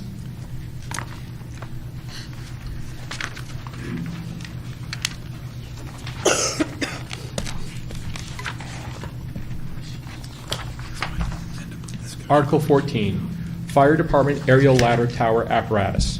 To see if the town will vote to authorize the town manager to enter into up to a 10-year lease agreement in the amount of $2,300,000 for the purpose of leasing one aerial ladder tower fire apparatus, and to raise and appropriate the sum of $292,130 for the first year's payment for that purpose.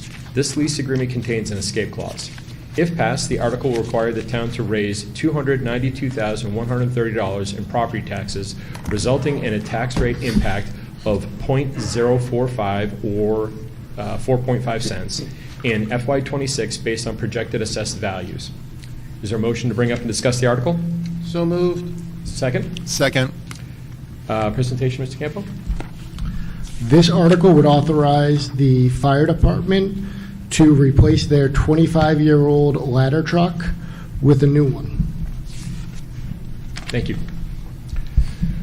How did the town council vote? Town Council voted 5 in favor. Thank you. Budget Committee? Budget Committee voted 7 in favor. Thank you. The article is now open for discussion. Justin, one quick question. How long does it take to get one of these delivered? It is a 4-year process. Thank you. So we will not see this for another 4 years.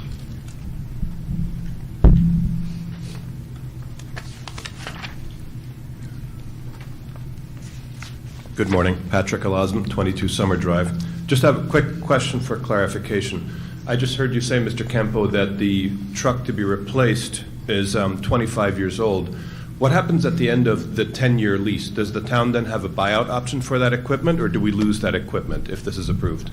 So the lease term, it's a governmental accounting or governmental standard thing. It's more of a financing agreement for an individual would be the comparable. It's not like a lease for the individuals. It's a financing agreement in that aspect. It's a legal term that we have to use lease instead of finance. Okay, and at the end of that term, the town does retain that We own equipment? Okay, thank you. Seeing no further discussion, the article is moved to the ballot as written. Motion to restrict reconsideration. There's a motion to restrict reconsideration. Second. Second. All in favor? Thank you. All opposed? Restrict and reconsideration passes.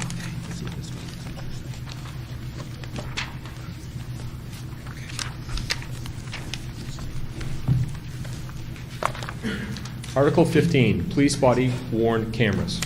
To see if the town will vote to authorize the town manager to enter into up to a 5-year lease purchase agreement in the amount of $1,235,000 for the purpose of leasing, purchasing body cameras and the associated equipment technology for the Londonderry Police Department, and to raise and appropriate the sum of $246,629 for the first year's payment for that purpose.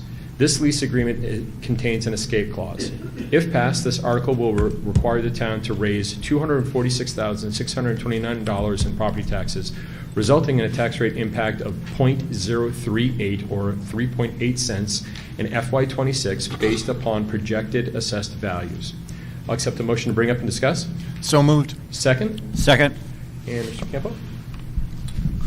This warrant article will authorize the Londonderry Police Department to enter into an agreement to provide body-worn cameras, as well as the technology upgrades and any associated costs with those, to our police and patrol staff. Thank you. How did the town council vote? Town council voted 5 in favor. Thank you. Budget committee? Budget Committee voted 7 in favor. Thank you. The article is now open for discussion.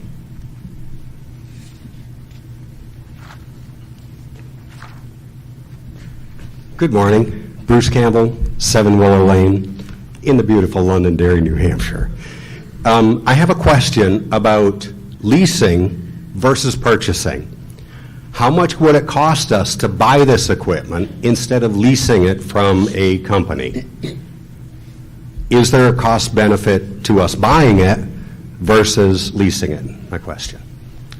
So this is similar to the previous one, where at the end of this, we will own the equipment and be able to trade it in to get a discount if we decide to continue the process forward. The benefit I see is the warranty and things of that nature that are associated with it. I'm not sure if the police department wants to explore more on that.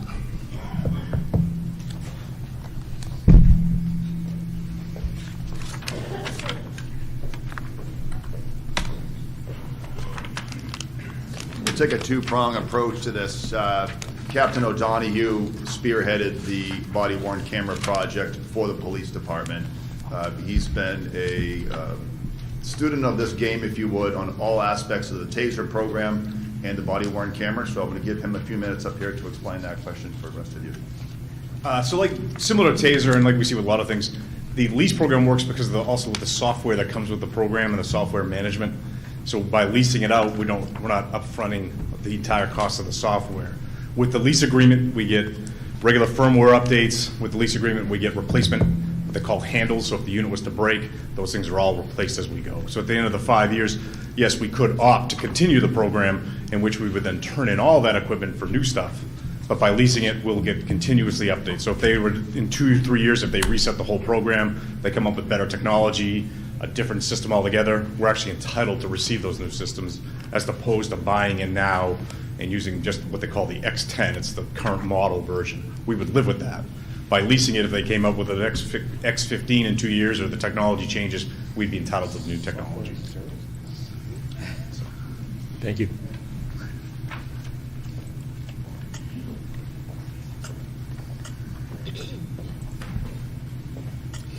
Deb Paul, 118 Hardy Road. I just have a couple of quick questions. We are leasing 70 of these, I want to be clear.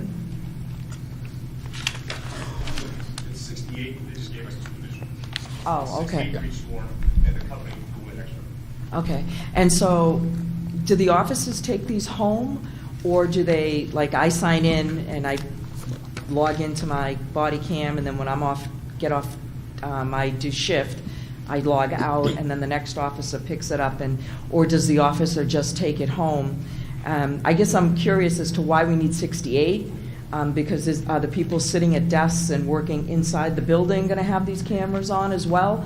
I never got that clarification, so that's all. Yep, so the 68 would be the camera. Would be Captain, can you come to the microphone? Sorry. Thank you. So the number 68 is designed so that each sworn officer would have that body camera to be worn. The officers assigned the camera, they do leave it at work. So when they're not working and they plug it in or they dock it, that's when everything's downloaded from all the videos downloaded. That's when all the firmware would be pushed in and all the updates are done. So it would be assigned to an individual officer, that's your camera. So all the data that you've pulled during your respective shift goes on there. The reason 68 too is not just for patrol folks working. It's the idea is that the idea is transparency for all jobs. So whenever we're interacting with the public, that camera and that footage will be available. So the people at the, I'm sorry.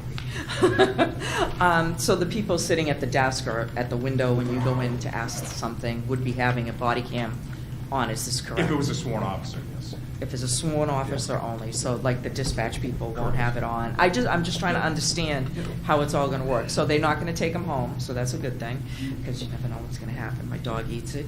And so the other thing is they're going to have everyone in the police department have it, and I think that's great too. So thank you for letting me know that. I just wanted to understand how it worked. Thank you. Thank you.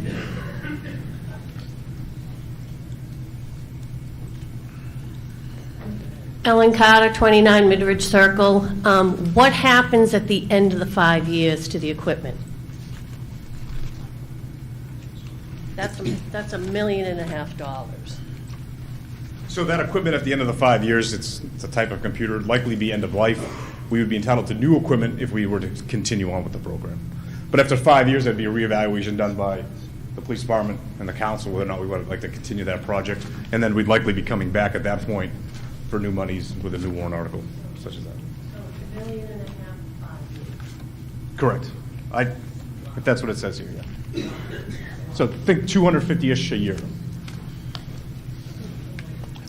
I do believe there's an option to trade that equipment in. Correct. Too. So So it would it's not offset just additional additional costs. costs. Yes. And it's the same thing with the taser. Just like we saw with the taser, it's mirrored here. Tim?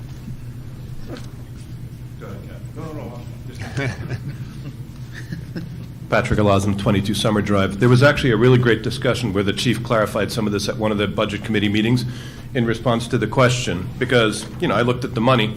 I just want to state that if you look at this as an amount per officer per year, and then you go out and look at the customary cost ranges that municipalities incur for this, we are actually within the customary range. I verified that with the University of Chicago study from 2022, adjusted for inflation. We're near the top of the range, but we're within the customary range. So if you look at it as a service per officer per year, financially, it's money, but we're not out of the ballpark completely. Just as a clarification, because I did research this.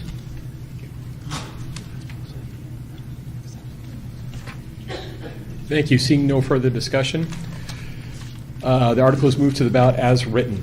Motion to restrict reconsideration. Second. There's a motion to restrict reconsideration. All in favor, please raise your card. Thank you. Opposed? Restrict and reconsideration passes.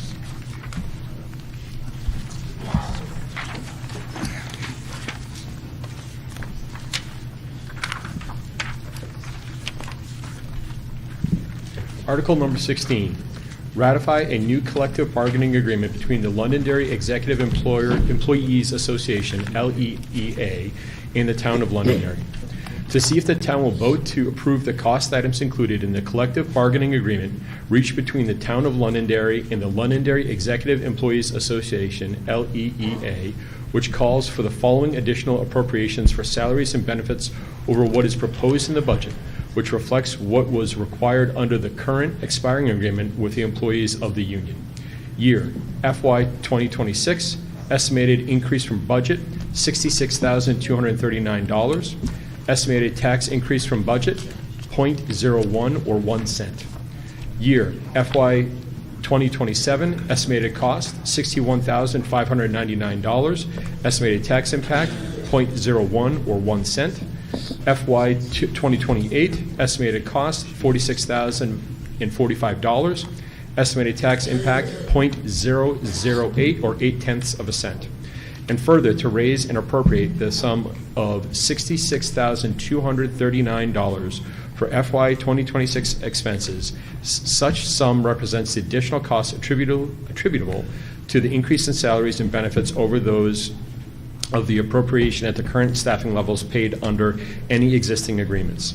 If passed, this article will require the town to raise $66,239 in property taxes, resulting in a tax rate impact of 0.01 cents or 1 cent in FY26 based upon projected assessed values. I'll accept a motion to bring up and discuss. So moved. Is there a second? Second. Thank you. Presentation of the article. The previous contract for this union is set to expire on June 30th, 2025. The proposed agreement covers 3 years from July 2025 through June 30th of 2028. This union is the town's department heads. There is a cost of living in year 2 and 3 that is tied to CPI with a minimum of 1% and a maximum of 2.5%. Thank you. How did the town council vote? Town council voted 5 in favor.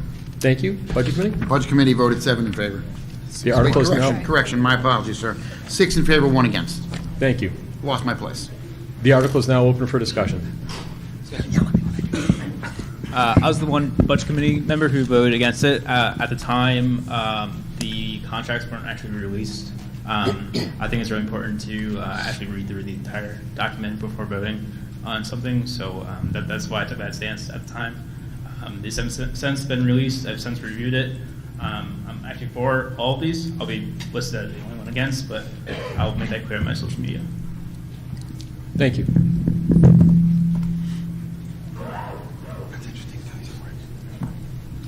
Deb Paul, 118 Hardy Road. I just would like to know who, because last night I was at the school board meeting, and I talked to Mr. Slater, and he told me who was on their team for evaluating the contracts, and I want to know who was on the team to evaluate these, or who negotiated these contracts for the town of Londonderry.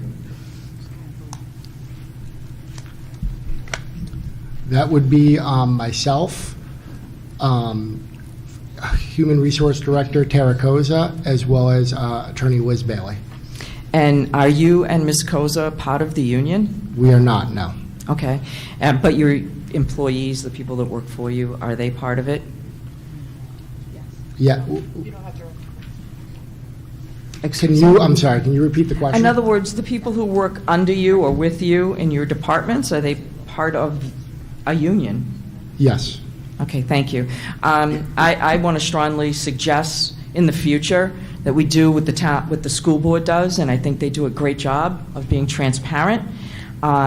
They have 2 school board members in on the negotiations. I know I've been told that when I was on the council that we couldn't because you didn't want to put in the decision makers, but I was also told that it's the decision of 5, not 2, and that 2 people there gathering information to bring it back and hearing things that maybe you guys don't hear is good. So I just wanted to bring that in light of how we do this and how it needs to be changed. Thank you. Thank you. Is there any further discussion?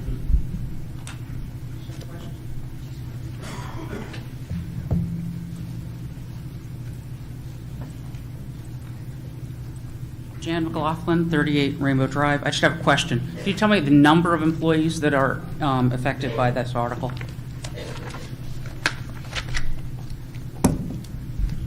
For this union, there is 7 full-time and 2 part-time employees. Thank you.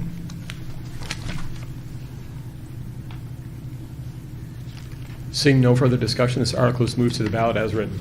Motion to restrict reconsideration. There's a motion to restrict reconsideration. All in favor, please raise your cards. Thank you. Opposed? Motion passes. Restricting reconsideration.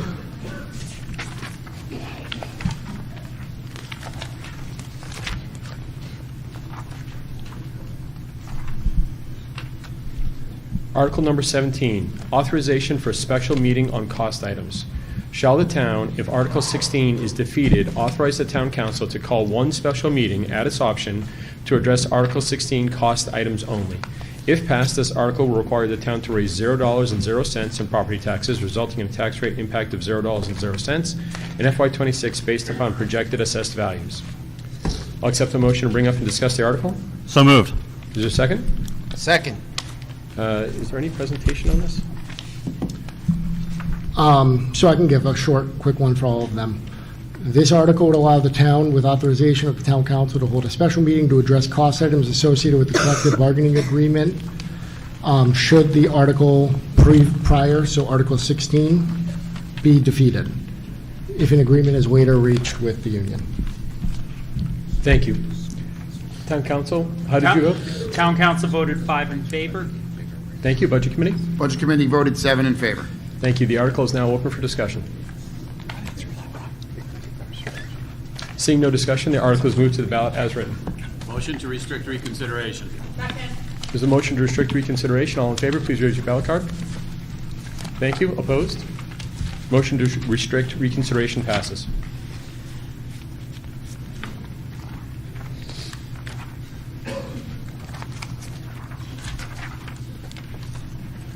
Article 18, ratify a new collective bargaining agreement between the Londonderry Association of Police Supervisors, LAPS, and the town of Londonderry, to see if the town will vote to approve the cost items included in the collective bargaining agreement reached between the town of Londonderry and the Londonderry Association of Police Supervisors, LAPS, which calls for the following additional appropriations for salaries and benefits over what is in the proposed budget, which reflects what was required under the current expiring agreement with the employees of the union.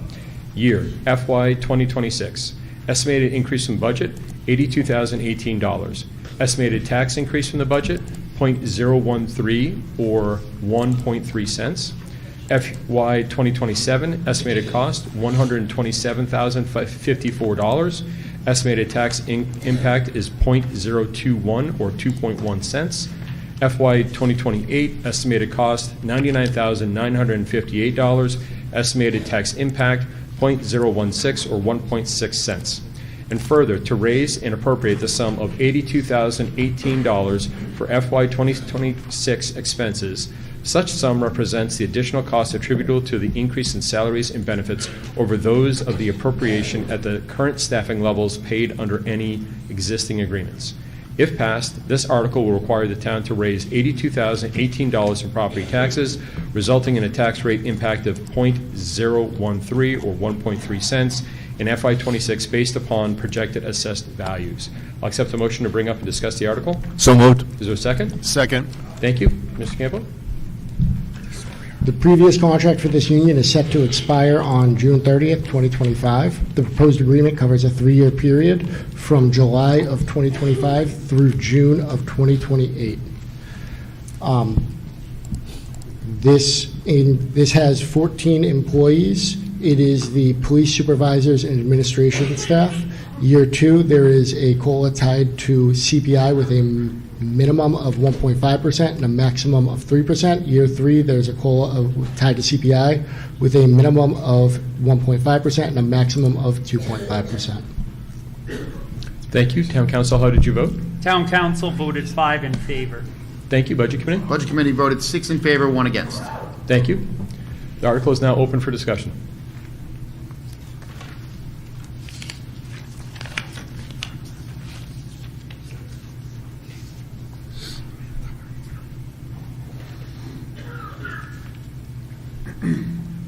Jonathan Esposito, 5 Shelley Drive. Could the one budget committee member who voted against this just give us some elaboration on why?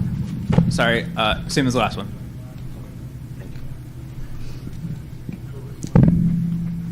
Thank you. Seeing no further discussion, this article is moved to the ballot as written. Motion to restrict reconsideration. There's a motion to restrict reconsideration. All in favor, please raise your ballot card. Thank you. Opposed? Motion passes.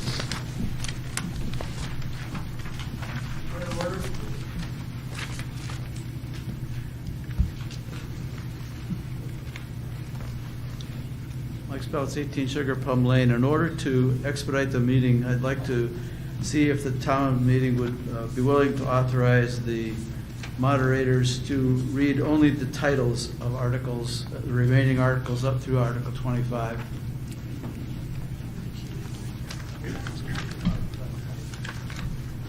I'm going to ask Attorney Carey to comment on that. I would recommend against that change just because for purposes of ensuring that everyone at the meeting is able to understand the articles. I would recommend reading the articles in their entirety. Thank you for your consideration. Thank you, sir.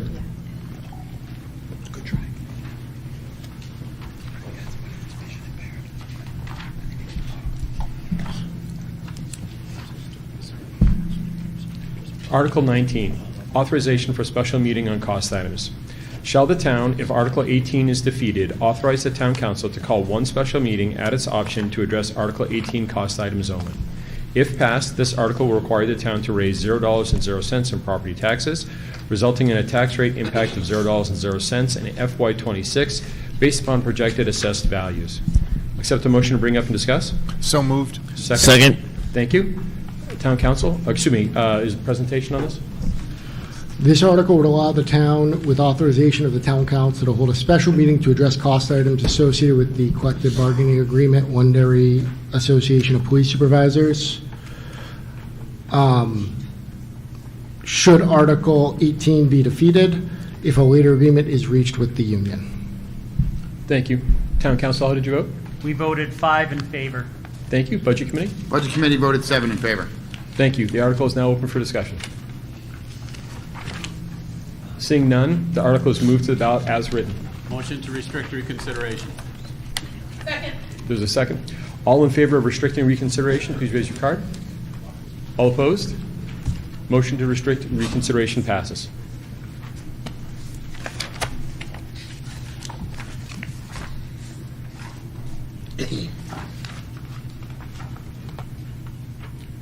Article number 20, ratify a new collective bargaining agreement between the AFSCME Londonderry Administrative Employees Association, Town Administrative Personnel, and the Town of Londonderry, to see if the town will vote to approve the cost items included in the collective bargaining agreement reached between the Town of Londonderry and the Londonderry Administrative Employees Association, Town Administrative Personnel, which calls for the following additional appropriations for salaries and benefits over what is in the proposed budget, which reflects what is required under the current expiring agreement with the employees of the union.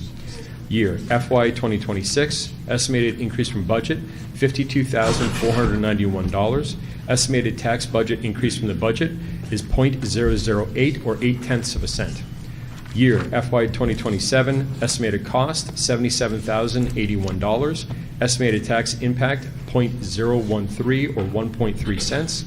FY 2028, estimated cost, $77,672. Estimated tax impact, .013 or 1.3 cents.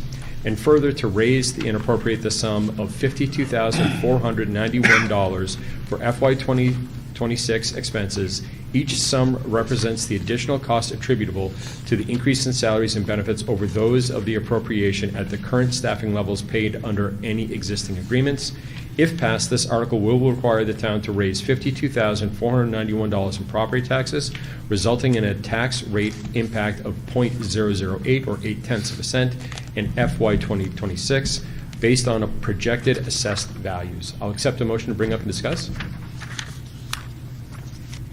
So moved, sorry. Is there a second? Second. Thank you. Presentation of the article. The previous contract for this union is set to expire on June 30th, 2025. The proposed agreement covers a 3-year period from July 1st, 2025 through June 30th, 2028. This union contains 15 employees, 13 full-time and 2 part-time. Year 1, there is a 2.75% cost of living adjustment. Year 2, there is a minimum of 1 with a maximum of 2.5% tied to CPI.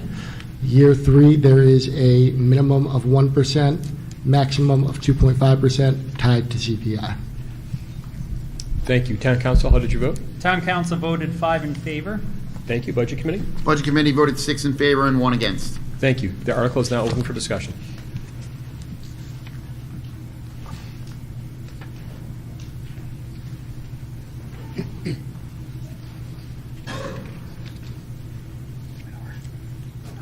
My name is Marianne Maney at 29 King Arthur.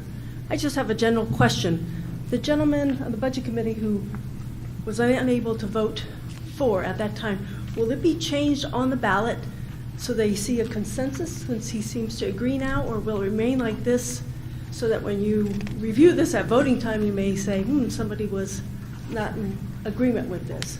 So I was curious if that can be altered on the article, or the past 3 articles for collective bargaining, or is it too late to change his vote? It stands unless amended. I would like to make amendments that it be, Are you making an amendment to this particular article? yes, that his vote be changed to 7 yeses. Second, I guess.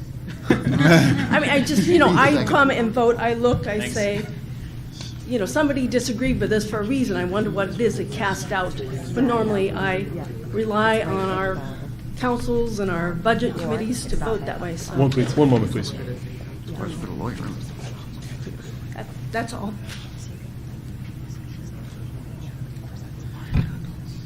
My understanding is that vote is taken on the warrant article as it's written, and the only time a revote is taken is if the article is amended today. The substance of the article is amended for some reason, at which point both the town council and the budget committee have an opportunity to revote based on what the amendment is. I would defer, but as far as I know, the vote stands. Can we get the attorney to weigh in on it? She's discussing it.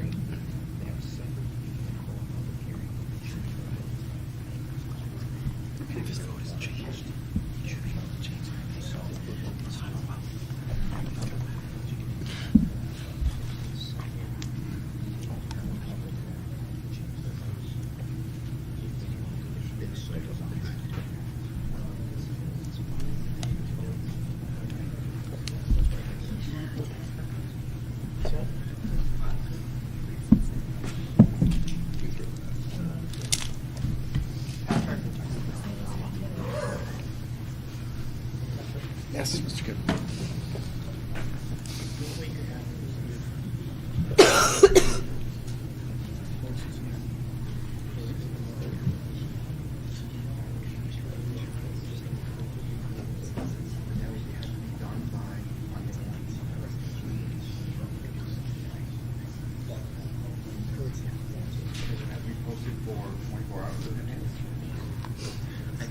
Yes. Say that to the public. I'll do it. Moderator.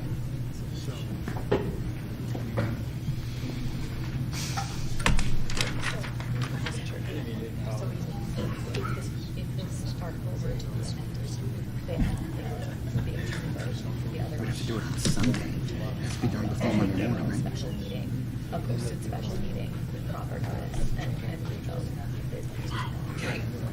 Would you like me to share that? Oh, I think we have to have a meeting where it's recorded and everything else.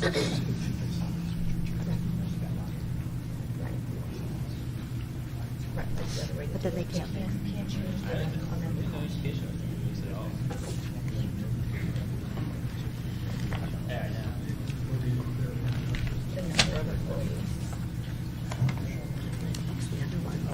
It wouldn't fix the other ones. Right. It wouldn't fix the other ones. Right. So if they wanted to change it on all of them, I could call a special meeting.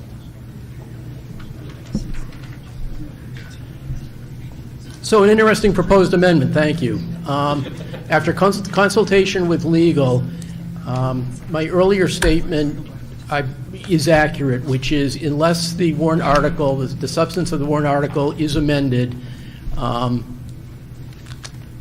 the two bodies would not take a revote unless either one of the bodies, town council or the budget committee, provided appropriate posting and then held a special meeting to hold a second vote on the articles, which they could do. However, we have severe time limitations. After deliberative, we have to get the warrant articles to the printer so they can print the ballots in time for the March election. So we're under a very tight time frame. So a point of order? So are you withdrawing your proposed amendment? You couldn't hear her in the back, but she's proposing she's withdrawing her proposed amendment. Okay, Mr. Douglas. Sorry. Glenn Douglas, 6 Overlook Ave. Apparently, I'm the one that caused all this issue, because at the town council meeting, the night before the budget committee meeting, it was kind of made aware that no one had seen the contracts. I went to the budget meeting the next night and said, how do you vote on something that you've never read? And one budget committee member said, I agree, I've never read it, I'm going to vote no. In the future, I think it would be nice if the contracts were provided to the people that vote on them before, because right now, I don't even know if the town council saw these before they voted on it. A resident had to file a 91A, because I was told you can't have a copy of the contract. Basically, you have to vote on it, and then you can see what's in it, which I think is absolutely ridiculous. It's the way DC works. You vote on it, and then you find out what you get. So in the future, it would be nice if these contracts were made available to be read before the budget committee votes, before the town council votes, and before the residents vote. Mr. Moderator. Yes. To clarify that a little bit, we did receive a summary of the financial considerations of the Cost items. Thank you very much, of the bargaining agreements prior to our meeting where we voted on this. However, I see Mr. Goldman's point. As a solution, if we are out of here before 5, we could post a meeting and hold a meeting tomorrow at 5 if the rest of the budget committee doesn't crucify me. And we could re-vote on those affected articles tomorrow evening at 5, if that works. So, point of order. So, Mr. Plaza, go ahead. Excuse me. So for the articles that we voted to restrict reconsideration, are those set in stone? Can we go back and change? Once you've restricted reconsideration, we cannot go back to an article. There is no changes whatsoever, so we could only, in theory, vote on this one if we put the proper language or proper whatever procedure.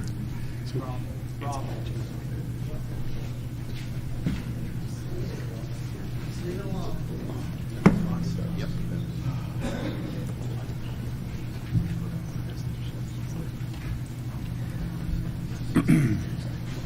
Maybe we just let it stand.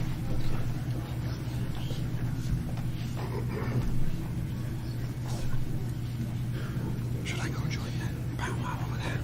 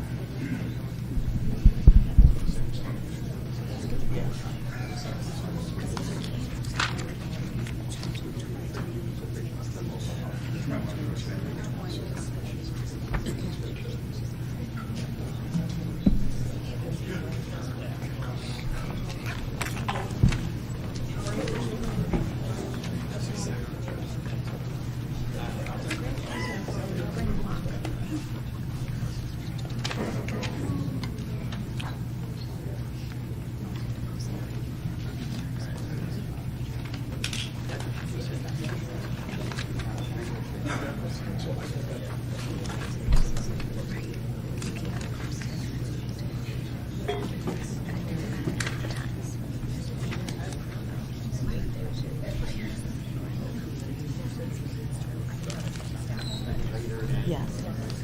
You don't have to do anything.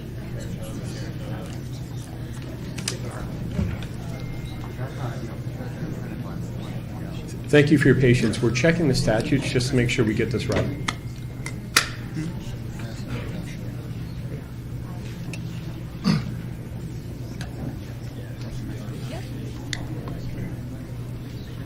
Wouldn't we need to advertise for it? Yeah, well, it would have to be posted. It has to be a business day. Just 24 hours works. Let's see what Jason thinks. Yeah.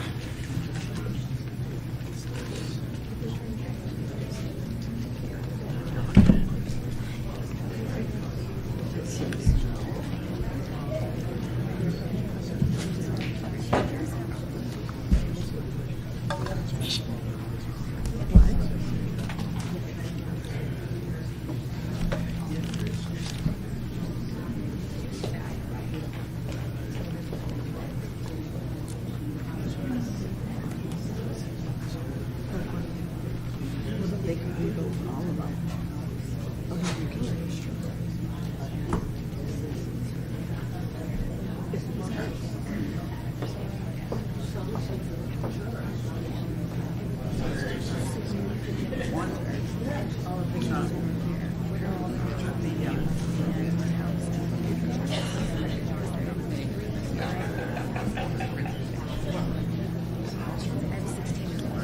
one, so it's like the closed DPW. Clerks, DPW. Like the land use assistant. This seems to be not. They put something on the Republicans saying that the other just changed the vote. Offset that.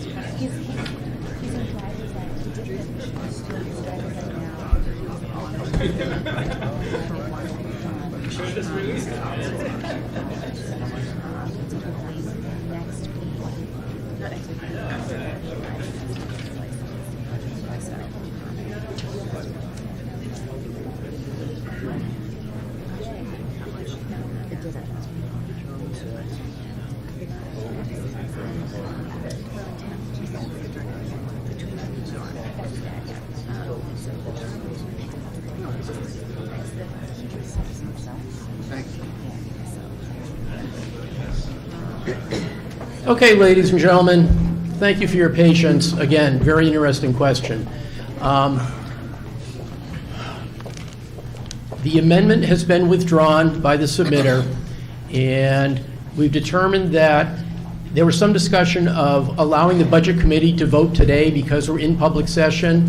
However, that sets a bad precedent going forward, that everybody revotes on what they did. So we've determined that and because of the tight deadline we're under to get the ballots printed, we're not going to allow the change of vote today. Nor will it, and so the vote as it is on the warrant article now will appear on the ballot. Okay. Yeah, I'll put a note on my Facebook page. I'll try to make it extremely clear. Again, like I said, I thought it was very important to read the entire contract before making a yes vote for that. Like I said, I'll put it out there and try to make it clear. Mr. Moderator, is it time for a motion to restrict reconsideration? Second. We're still in discussion. Okay, I'm taking that. Any further discussion on this article? Seeing none, the article is moved to the ballot as written. Motion to restrict reconsideration. Second. There's a motion to restrict reconsideration. All in favor, please raise your ballot. Thank you. All opposed? Motion to restrict reconsideration passes.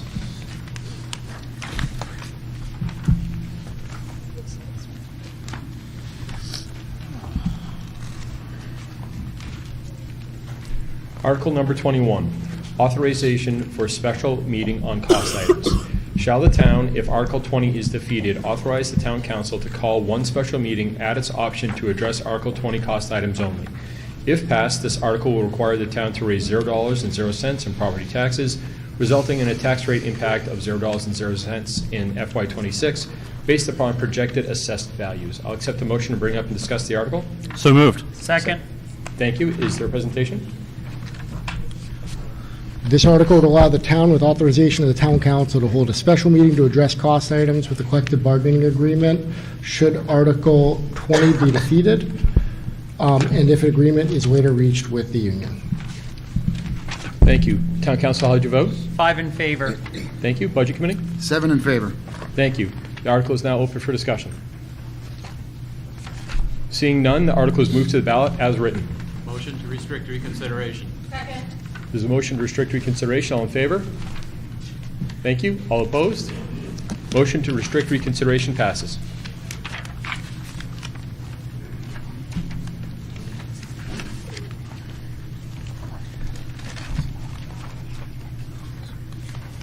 Article number 22, ratify a collective bargaining agreement between AFS-CME 1801 and the Town of Londonderry, to see if the town will vote to approve the cost items included in the collective bargaining agreement reached between the Town of Londonderry and the AFS-CME 1801 municipal employees, which calls for the following additional appropriations for salaries and benefits over what is in the proposed budget, which reflects what was required under the current expiring agreement with the employees of the union. Year, FY 2026, estimated increase from the budget, $87,071. Estimated tax increase from budget is .013 or 1.3 cents.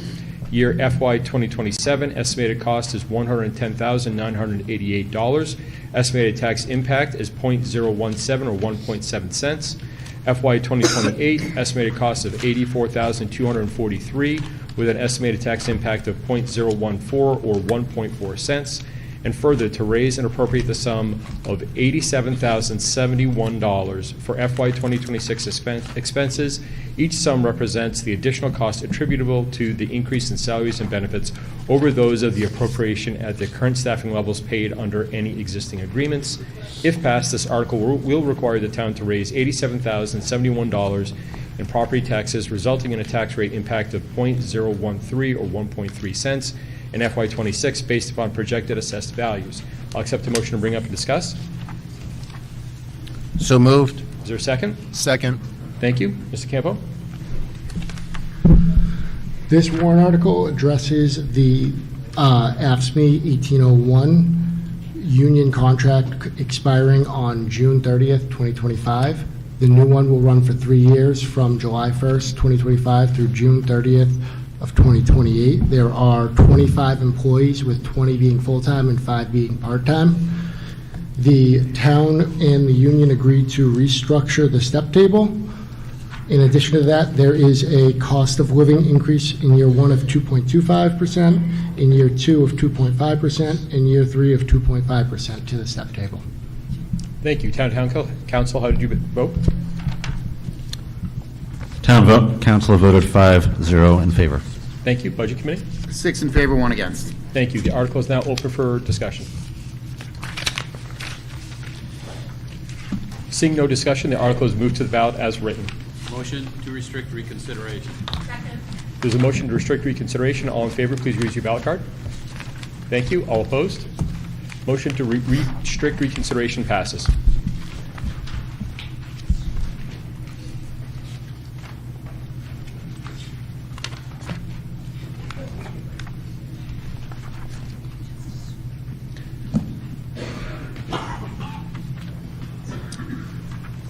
Excuse me, Article number 23, authorization for special meeting on cost items.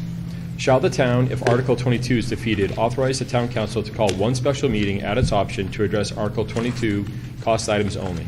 If passed, this article will require the town to raise $0.00 in property taxes, resulting in a tax rate impact of $0.00 in FY 26 based upon projected assessed values. I'll accept a motion to bring up and discuss.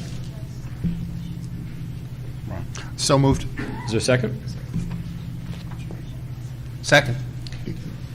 Thank you. Presentation? This article would allow the town, with the authorization of the town council, to hold a special meeting to address cost items associated with the collective bargaining agreement with the union of AFSCME 1801. Should Article 22 be defeated, if an agreement is later reached with the union. Thank you. Town Council, how did you vote? Town council voted 5-0 in favor. Thank you. Budget Committee? Budget Committee voted 7-0 in favor. Thank you. The article is now open for discussion. Seeing none, the article is moved to the ballot as written. Motion to restrict reconsideration. Second. There's a motion to restrict reconsideration. All in favor, please use your ballot card. Thank you. All opposed? Motion to restrict reconsideration passes.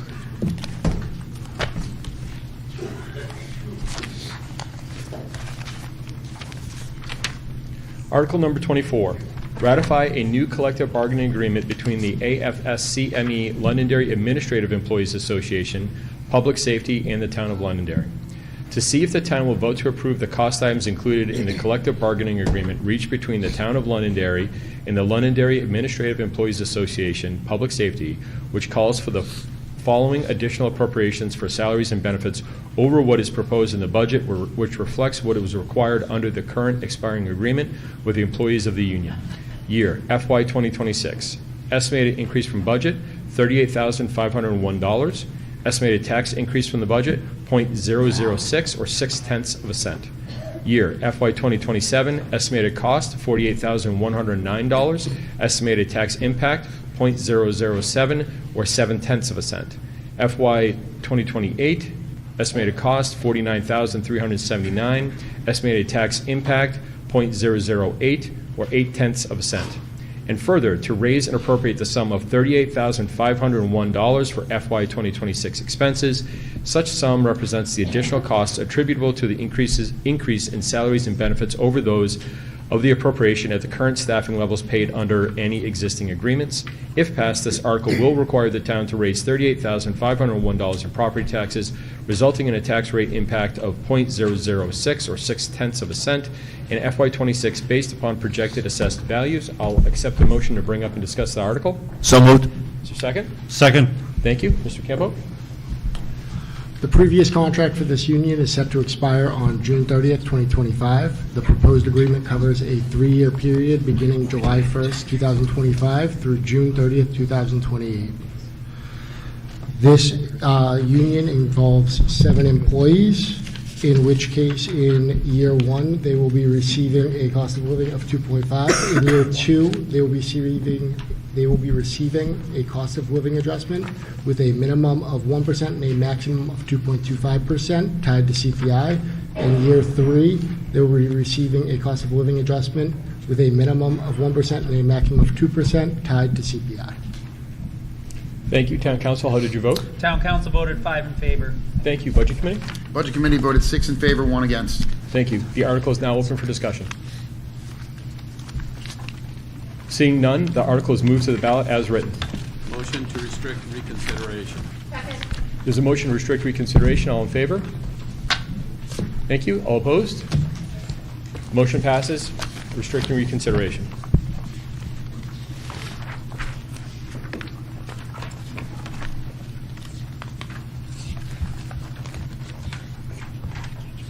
Article number 25, authorization for special meeting on cost items. Shall the town, if Article 24 is defeated, authorize the town council to call one special meeting at its option to address Article 24 cost items only. If passed, this article will require the town to raise $0.00 in property taxes, resulting in a tax rate impact of $0.00 in FY26 based upon projected assessed values. I'll accept a motion to bring up and discuss. So moved. Is there a second? Second. Thank you. Mr. Campo? This article would allow the town, with authorization of the town council, to hold a special meeting to address cost items associated with the collective bargaining agreement with the union. Should Article 24 be defeated, if an agreement is later reached with the union. Thank you. Town Council, how did you vote? Town council voted 5 in favor. Thank you. Budget Committee? Budget Committee voted 7 in favor. The article is now open for discussion. Seeing none, the article is moved to the ballot as written. Motion to restrict reconsideration. Second. There's a motion to restrict reconsideration. All in favor? Thank you. All opposed? Motion to restrict reconsideration passes.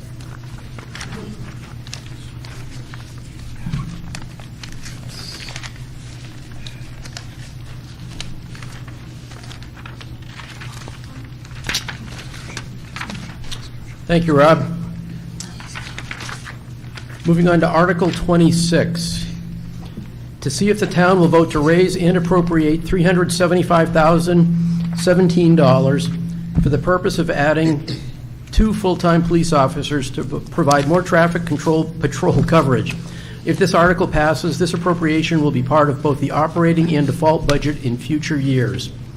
If passed, this article will require the town to raise $375,017 in property taxes, resulting in a tax rate impact of 5.7 cents in fiscal year 26 based upon projected assessed values. Motion to open discussion. So moved. Second. Second. Mr. Campo.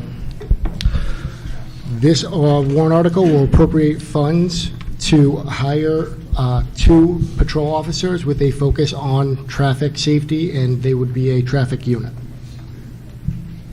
Town Council, your vote. Town council voted 4 in favor, 1 opposed. Budget Committee. Budget Committee voted 4 in favor, 3 against. Thank you. This article is now open for discussion.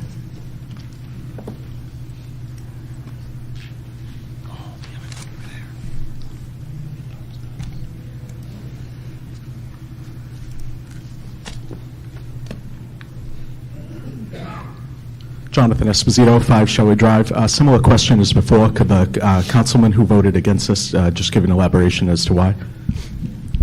Sure. There's a lot of traffic problems in town. When people hear traffic, there's a lot of things. There's congestion, sometimes there's speed, sometimes there's throughput, sometimes people can't get onto a road. I view that this is spending money to address one of those with the potential to make some of them worse. I think we need a comprehensive solution to all our infrastructure and roads in town, and I could not vote yes on something that I see by next December people will be still upset about the same thing and will have spent the money. Mr. Moderator, similar question for, I don't know if one can give a summary, if all three could like to speak. Could the Budget Committee members who voted against this give some elaboration as to why?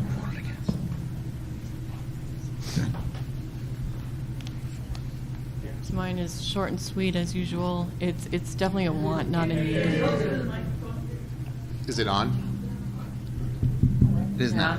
Okay, sorry. It's a want. It's definitely not a need in my eyes.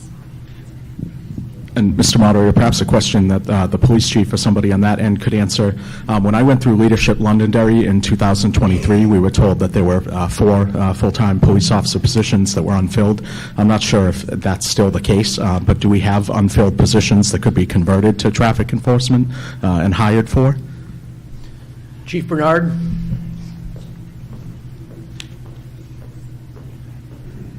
Mr. Esposito, thank you for the question. The answer to that would be yes and no. So we do have open vacancies, and I sound like a broken record. And the Budget Committee has heard me say this since November 4th. The Town Council has heard me say this for the last 3 years. Due to the budget restrictions or the budget lines not appropriately funded for 8 to 10 years, we've had to use open positions to fund other areas of the police department. As we have heard people say in the community in the past, they would consider that a slush fund. We call it bottom line budget, make do with what you have. The open positions we have been filling as our budgetary lines have been adjusted over the years. This year we proposed several of them, working with the finance team, the Budget Committee. I think we're well ahead of where we have been for years. I've told you folks before, I allocate the personnel what I think are in the best interests of the community first, the police department second. We are currently, I believe, at 64 employees, 63 of the police department, budget of 68. If I fill up those positions right now and the lines in the budget do not get fixed, then I'm in the red, and everyone in this room, I will be public enemy number 1. That's not happening. So to answer your question, as we fill up, I have allocated these personnels in other areas of importance for the community. Number 1, we'll be adding an additional SRO into the schools to protect the children, your children, sir, and the children of these residents. The other one is going to be adding to the community policing program that we're trying to incentivize and create a better community outreach program within the town and the PD. And then the other one was going to be adding the detective division, an additional detective to help offset all the current trends and the crimes that we're seeing, financial crime, ID fraud, etc. So that is the current allotment of what my plan will be for the police department and the community. The part about the traffic unit has come to my attention for the last several years at the Traffic Safety Committee meetings. It has come to my attention through emails, phone calls, and citizens alike. People are tired of traffic. We hear it all the time. I only have so many people and so many square miles to enforce all these traffic concerns. So with time, with personnel, and with budget increases, we're going to attack this problem. If I have 3 patrolmen, out on the road and one supervisor, and they're at a domestic, they're tied up for anywhere from a half an hour, could be longer, 2 of them. That means the rest of the town is free to violate whatever motor vehicle law you wish to do. So what we're trying to do is build the agency up, appropriately put the personnel in the right place at the right time. So this proposed traffic unit was asked of me, what do we need? If I can fill the remainder, which we have been working on diligently for the last several years, these 2 officers would be added to staff.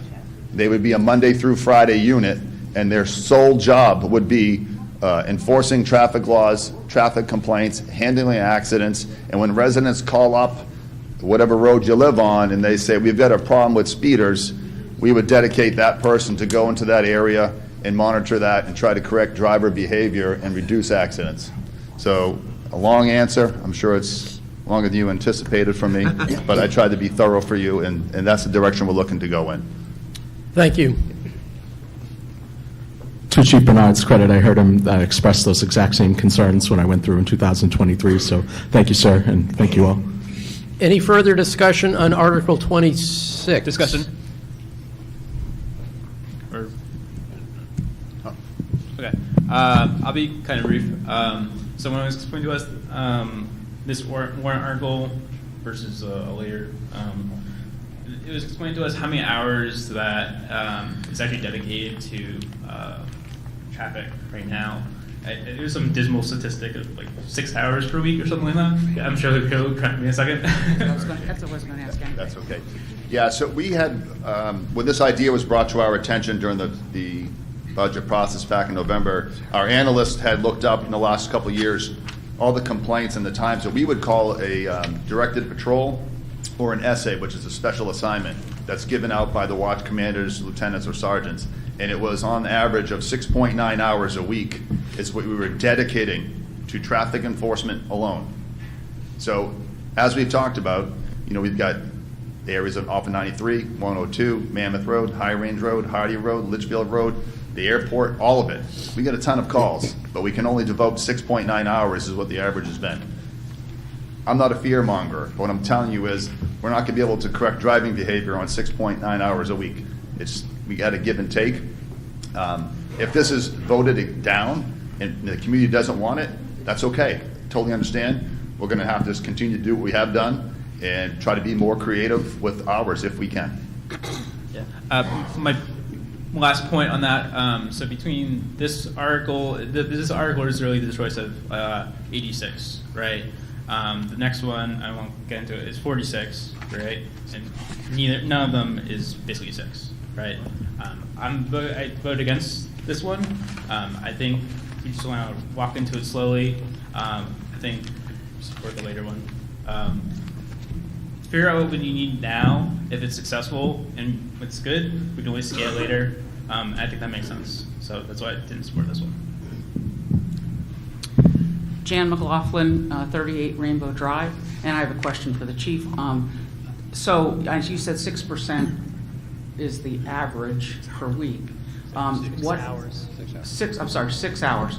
So what percentage of regular staff time, regular officer time, does each officer use towards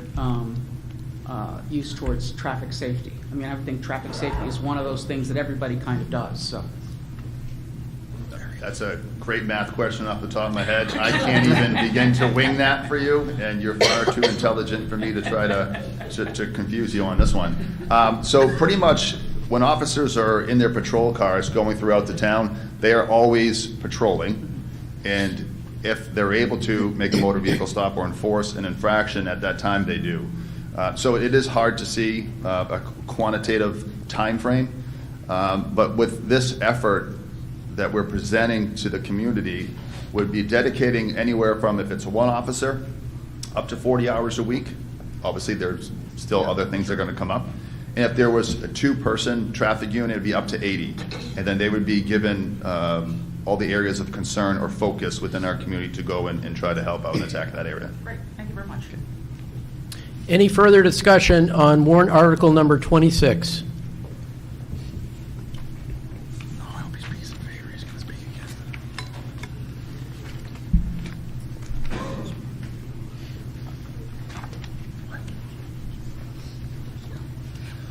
Dan Bouchard, 8 O'Connell Drive. I've been following this for years, this vacant positions.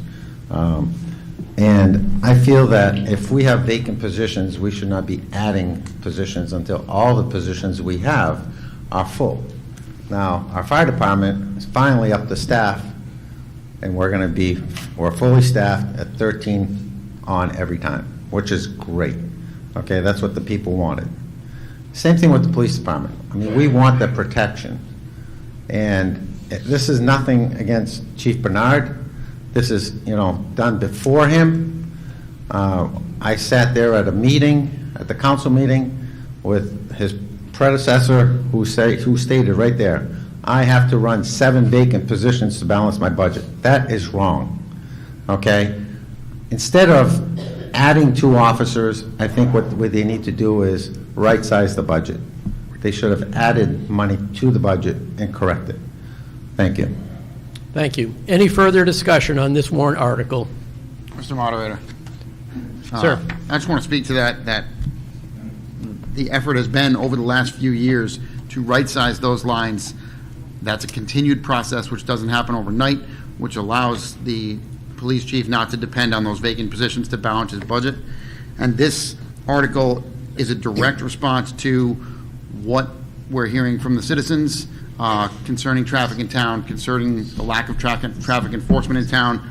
This effort is a direct response to target that problem first. Thank you. Seeing no further discussion, this article will move to the ballot as written, and I will not entertain a motion to restrict reconsideration until we've discussed the next article, because I see the two as related, and I don't want to limit any activity we might take. So this article currently will move to the ballot as written.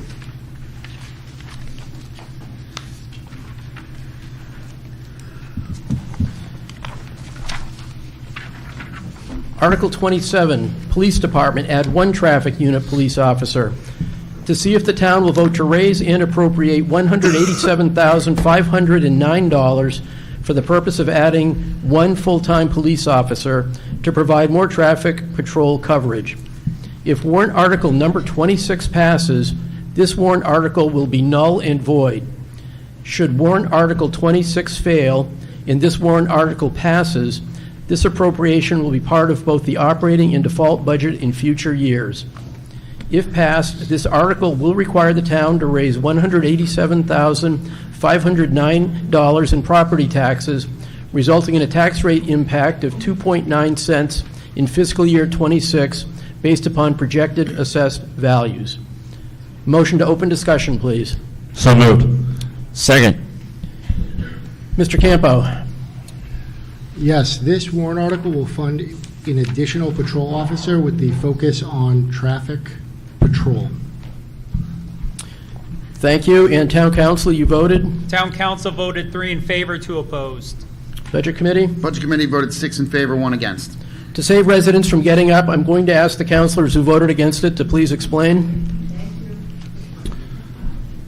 Yes, I was one of the councilors who voted against this in the presentations from the police chief and from the captains that had presented on this, that I felt that having 2 officers was a lot more of a need than just having 1, and would not solve any of the issues around town regarding traffic. And originally, when we had the presentation at our November 2nd budget meeting, it was first presented as 4 officers for traffic, and then it was reduced down to 2. I fully feel that having 2 with 80 hours of service on the road for traffic safety is a lot more for the town than just 1 officer, and I feel like it's really doing the town a disservice if we'd really just do 1 officer for the traffic safety. Thank you.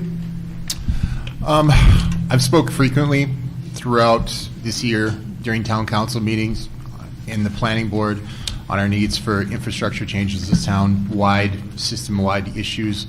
I think we need to address it. Again, I'll state, if this passes by December of next year, our problem will not be solved. Thank you. Any Budget Committee members care to speak? It's a want. It's a want, not a need. Thank you. Any others? Mr. Plaza. All right, for 26 and 27, I did vote yes. A lot of it comes down to, giving the residents of Londonderry the option to make a choice on traffic. Ever since I think Deb Paul dragged me to a traffic safety study, I don't know how many years ago, we've always heard it. I live on Pillsbury, and during the COVID times, it was a racetrack. High Range, Pillsbury, Mammoth, and you could hear them on Litchfield, just round and round and round. So there was a lot of speeding, and I think, if we have at least one, maybe two, and it should be up to the residents to decide. For the record, my personal choice will be one. Let's start somewhere. Any further discussion on warrant article number 27?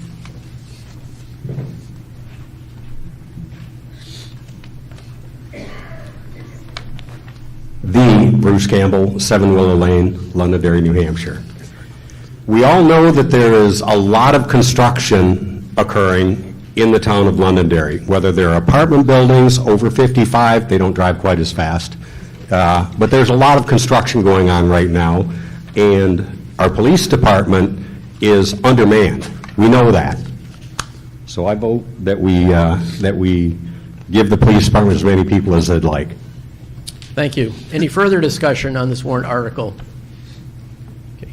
Seeing none, this article will also move to the ballot as written, knowing that it's contingent upon the article proceeding at Article 26. So I will now accept a motion to restrict reconsideration on Article 26, the prior one. So moved. Second.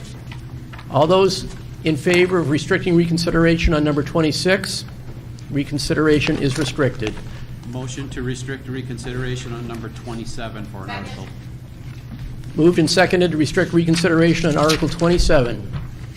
Reconsideration is restricted on both. Thank you.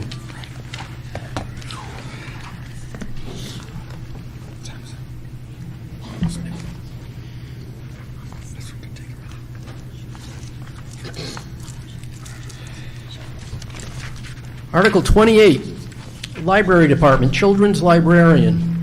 To see if the town will vote to raise and appropriate $122,165 for the salary and benefits associated with adding a full-time children's librarian. If this article passes, this appropriation will be part of both the operating and default budget in future years. If passed, this article will require the town to raise $122,165 in property taxes, resulting in a tax rate impact of 1.9 cents in fiscal year 2026, based upon projected assessed values. I'll accept the motion to open discussion. So moved. Second. Thank you, Mr. Campo. This article is to fund an additional full-time children's librarian to assist with providing programs to the residents and patrons. Thank you. Council, your vote. Council voted 2 in favor, 3 opposed. Budget Committee? Budget Committee voted 1 in favor, 6 opposed. Thank you. Yes.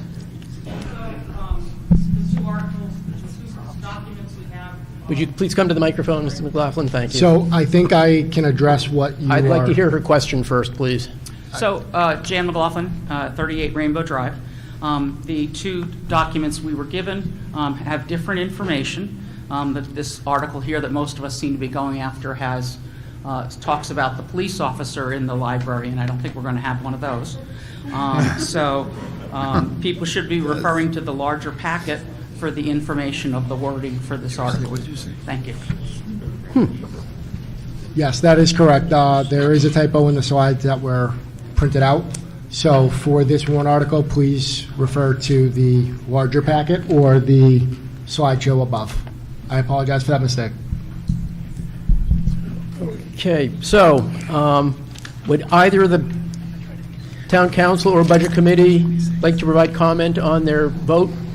I did oppose this, Mr. Moderator, for the reasons. I thought that maybe more of a, after going through the budget workshops and hearing the presentations, I personally felt that a more scaled approach for the children's librarian was more appropriate. I did oppose the full-time versus the part-time. That was the reason for my vote. Thank you, Mr. Chairman. Anybody else from the Town Council? For me, I voted no. I don't think in this economic environment that we should be proposing this. I think it's a want and not a need. Thank you. So for me, I love the library. I love the services are actually directly responsible to help contribute to me getting the career I got into. And I won't bore you all with statistics, but in my analysis of this, I thought we were very salary heavy versus services heavy, and I would like to see the library work on the services aspect of it and not add to the staff burden. Thank you. Budget Committee members? I voted against this article, but I voted for the part-time librarian, seeing that as a more reasonable step at this time. Is there a consensus on the Budget Committee on the reason for the 6 no votes? Yeah, for me, I second what Patrick said, coupled also with the possibility of full-time, kindergarten, went part-time. Okay. I would agree. Yeah, I was against this one. Same reasons as like town council was saying. I didn't go for the part-time position. I just felt like it's a full-time or nothing, to be honest. I believe the consensus for those that voted in favor of 28, but against 28, but in favor of 29 is that they just thought it was too much. Now, for those that voted against both 28 and 29, like myself, I believe we viewed this as a want and not a need. Correct me if I'm wrong. That's correct. And I would just say, add to that, there was Let's wait for them to... There was an article 2 years ago for a full-time librarian. This just feels like a rebranding, calling it a children's librarian. The residents voted it down 2 years ago, so I don't think it's something the residents want. Okay, thank you. I also see a vote on our notes from the library trustees. Is there a representative of the trustees here who would like to comment, please?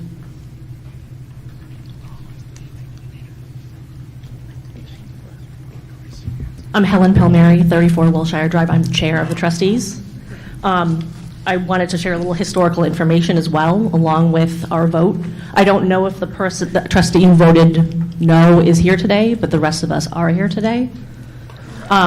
Just a point of information, Mr. Cronin, it was not a full-time librarian. It was a library technician that was voted down 2 years ago.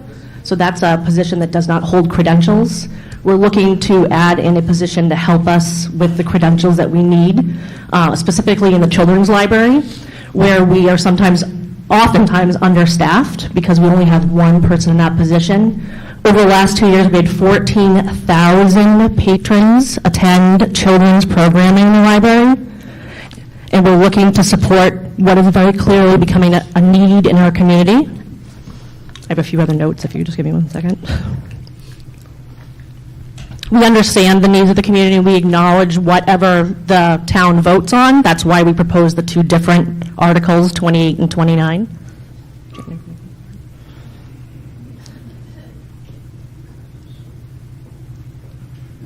It's important to have our children's room maintained by a staff member at all times for safety. It is a closed-off room. So when there isn't someone available due to budget and staffing, we have to move different staff members over to that room. Thank you. Jan McLaughlin, 38 Rainbow Drive. I'm also on the Board of Trustees and voted for this amendment. The library is a very important part of our community. And people have been discussing about how tight the budgets have gotten in families, and it's true. But at the library, the kids can go and get a playaway or get a technology that they might not have at home. People can go and get books.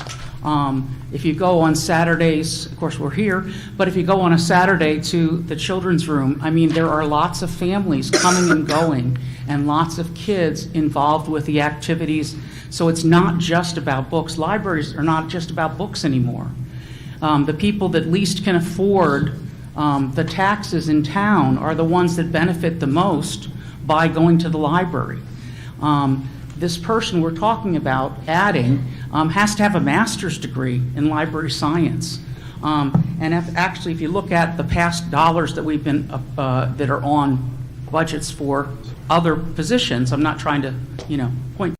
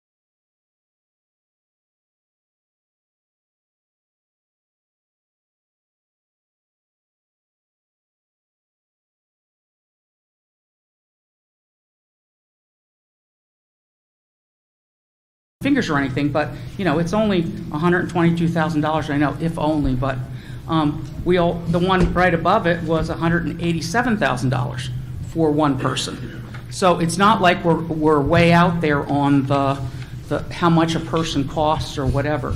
We have a lot of children. We need to have the additional library science certified person so that we can do more and find more activities and more things that are appropriate for the children in our town.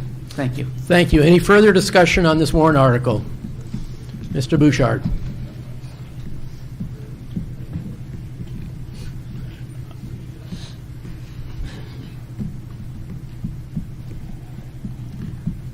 Hi, my name is Ann Fenn. I'm at 18 Partridge Lane in Londonderry.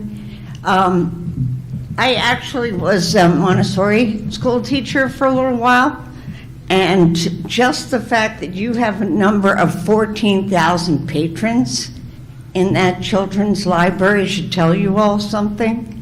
It's highly used. There's obviously a strong need for that. I think if you have kids, you want somebody who specializes in children's books and resources so they know what's appropriate for what age. And I guess I would just argue that I think it's useful to have both of these warrant articles on here, both for the full-time and the part-time, and let the community decide, what they would like to start with. Thank you.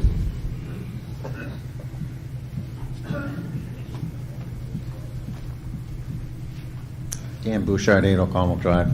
I just want to say that the library does a great service in this community. And I look at the trustees. The trustees manage this library. So if the trustees are saying, we need this, I'm more inapt to listen to the trustees who are dealing with this all the time. I just think that this is very important for our community, and I would hope that the town would support the full-time. And if they don't get the full-time, hopefully they'll get the part-time. Thank you. Thank you. Deb Paul, 118 Hardy Road. I have to say I love the library. It saved the newspaper one time during an ice storm. We were allowed to use their basement in order to get our paper out, which was awesome. But I have a question, and just curious, maybe one of the trustees, or I think Erin's here, could step up and tell me, how many full-time employees do you have, and how many part-time do you have right now?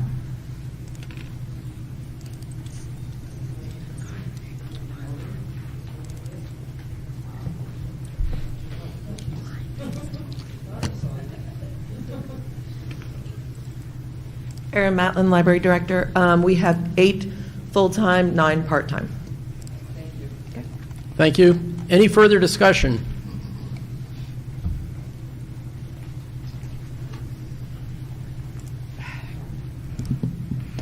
Laura Ryan, 2 Snowberry Hollow. So Christine is watching on TV, and she's the one who voted against. I can read what she texted me for her response. I don't know if that's allowed, because she voted against. Full transparency, why not? Okay. She said that she voted against the full-time and voted for the part-time because we just onboarded the G-Milks, which was a big expense. And she said that it was a lot of money and that we should build up to having a full-time position. Okay, thank you.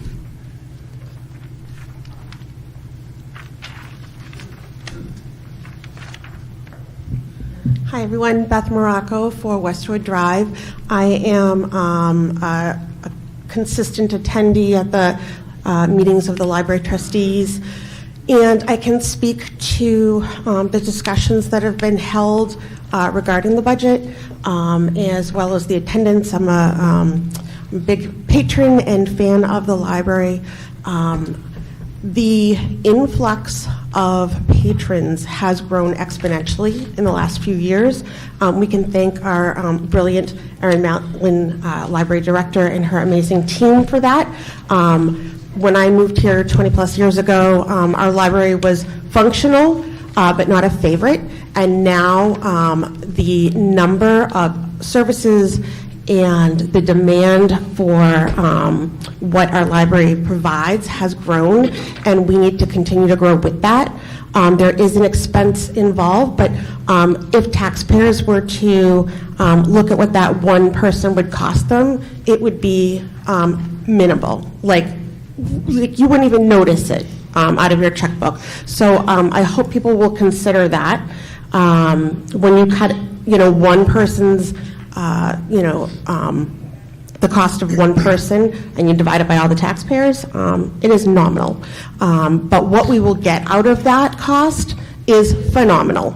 And we must promote literacy. We must promote fact-finding and critical thinking, and the library does that, and the library does that for all people of all ages, and we start with children. Those children become the adults that sit in this room. So it's really important to invest in the children. And somebody had mentioned, what if we get kindergarten full-time? That person's hours would be adjusted to accommodate when the kids are out of school, or when the preschool programs are running, or whatever. The hours are the flexible part, but the need is not flexible. We have a direct need, and the library really needs the patrons and the voters to step up to that. Thank you. Thank you.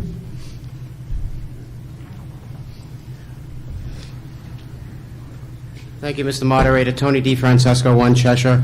This is more a point of order that I need to speak to, because I think you've just set a very dangerous precedent that I wish you hadn't done by allowing someone to say someone else said something about something about something. I think it shouldn't be allowed, and I hope in the future that it won't be allowed. Thank you. Thank you for the feedback.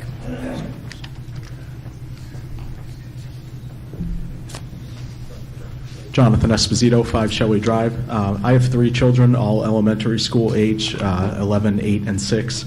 And my children all have their own library cards. They utilize the services and the programs. They are enthusiastic patrons of the library. We love the library. At no time have myself or my children ever felt that we were underserved or unsafe because we don't have a full-time children's librarian. This is very clearly a want and not a need. Thank you. Does anybody have anything new to offer on this topic? We've heard, please.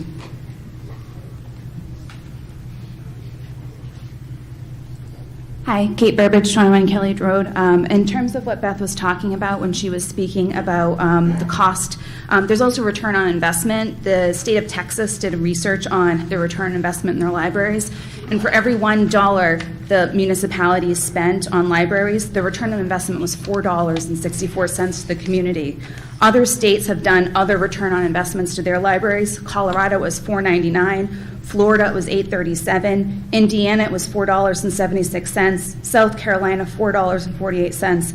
There are more states I could continue, but for every $1 you invest, you get more than $4 back to the community, reinvested in the community. So I thought I should point that out, that librarians and libraries are an investment to the community, and you do see a return on your investment. Great, thank you. Any further discussion? Seeing none, this article will pass to the ballot as written. And like the prior two, I'm going to not accept the motion to restrict reconsideration until after we discuss warrant Article 29.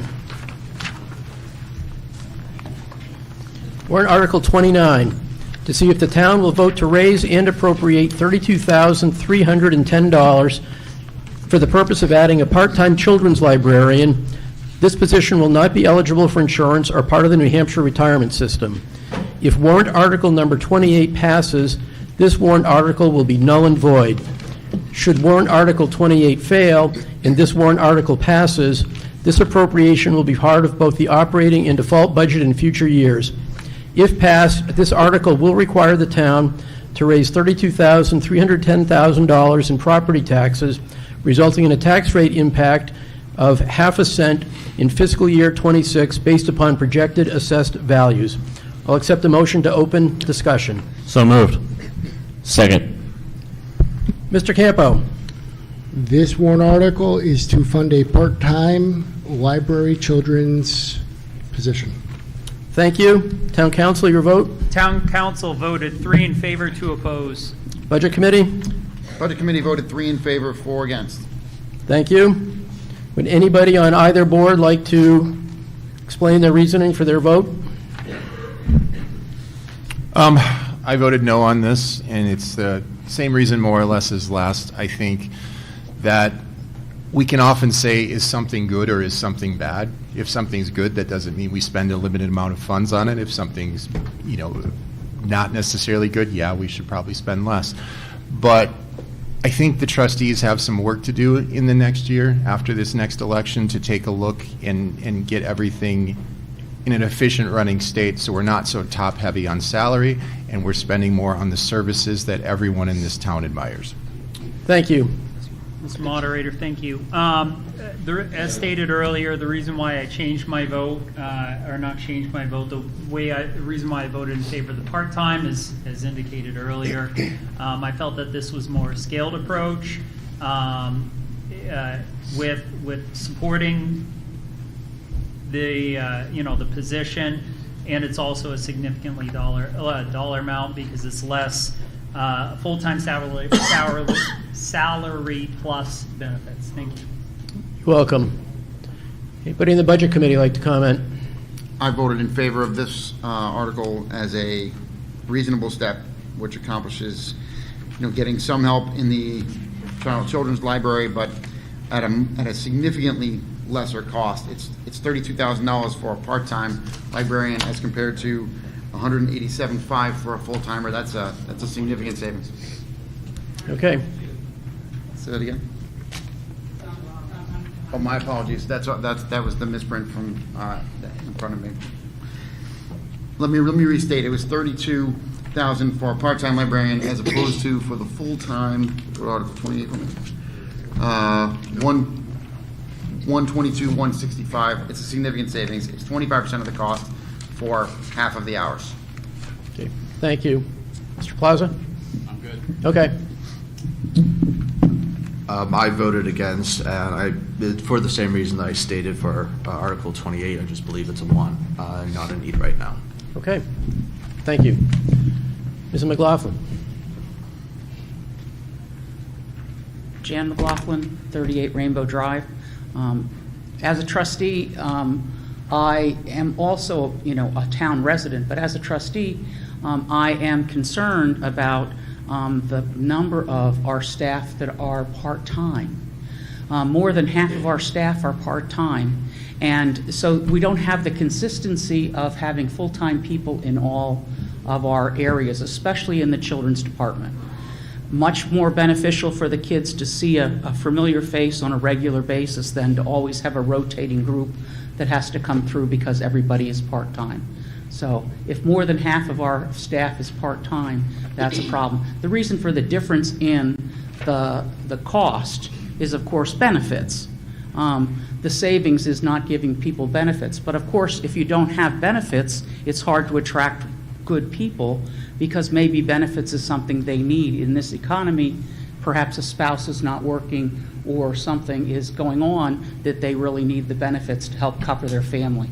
So it's not just that, we can get, half the hours for a quarter of the money. It's we can get a person who has no benefits, gets no benefits for just hours versus we get a person who has benefits and is invested more into the library's programs. So while this is great if we don't get the other one, I really still encourage people to support the other article. This one wouldn't be effective if the other article goes through. Thank you. Anybody else? Please.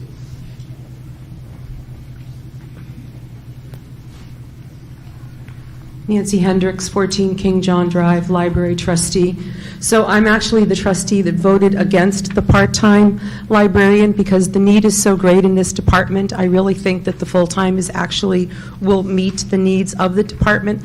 We have, several of you have all pointed to it, we have astronomical growth in this community. Every other department is responding to growth. So are we. We have over 14,000 patrons to our library. Our numbers in our children's department are growing every year. I disagree that this is a want. It is a need. We are responding to the needs of the people in our community. So I voted against the part-time. I voted for the full-time. Obviously, I will honor and respect the wishes of the taxpayers, but I encourage people to come out and vote for our full-time position for a children's librarian. Thank you. Thank you. Hi, Megan Donovan, 45 Chase Road. I'm also the head of circulation services. I am here just as a citizen today. But just to share quick information, just to clarify, the library's salary line is heavy, but that is actually right in line with the rest of the state libraries. There's only over 200 libraries, and we are right in the middle on that. If you look at the New Hampshire State Library Survey, that information is public knowledge. It's wicked easy to see. We are really right in the middle of that, so we are actually competitive with that. And just as a point of notice, as the head of circulation, I do monthly statistics. Every month, barring one, in the past 3 years, the highest number of percentage of circulating items has been from the children's fiction collection, mostly from the picture books. Last month, over 1,400 picture books were checked out by children in your library. This is why we need somebody professional in that spot, is to help your children that are already there. It's to expand services, because you cannot have services if you don't have people to run those services. Thank you.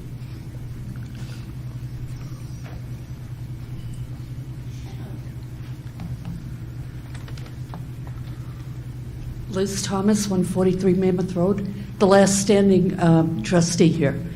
Everyone else has spoken. And I did vote yes to both amendments, okay, both articles. And the reason is, with the Super Bowl tomorrow, I'm going to use a term, it was a Hail Mary. You know, I figured, well, if we can't get one, we'll get the other. By far, a full-time one is preferred. It is more expensive to the town. We recognize that. I'm sensitive. I'm a taxpayer. I know what it's like.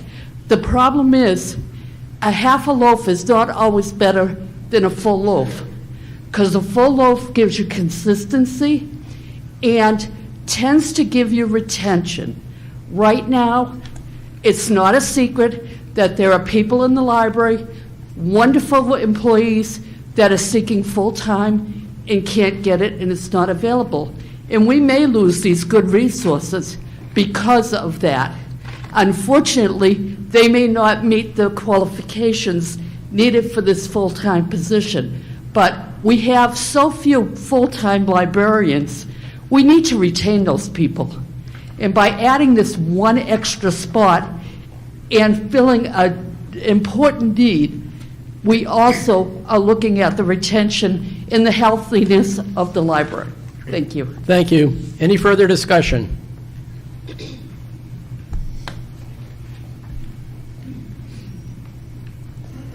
Good afternoon, Jessica Paplo, 106 Granite Street.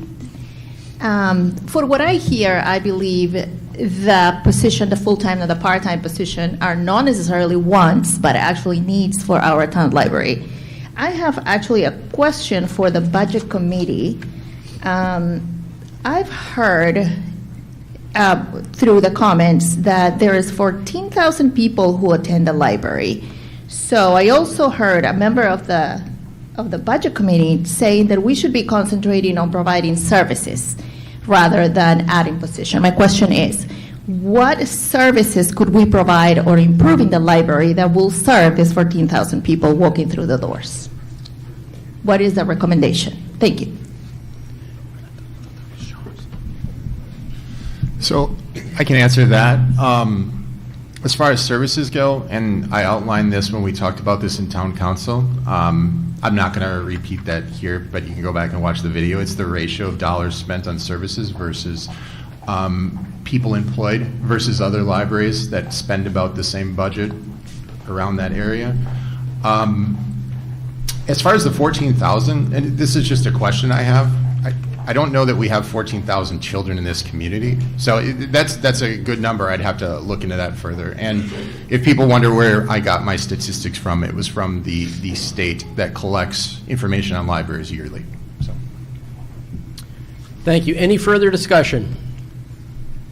Seeing none, this article will move to the ballot as written, and I will now entertain a motion to restrict reconsideration for warrant article number 28. So moved. Moved and seconded. All those in favor? Reconsideration is restricted for Article 28. I make a motion to restrict reconsideration on Article 29. Thank you. Moved and seconded. All those in favor? Reconsideration is restricted on both articles.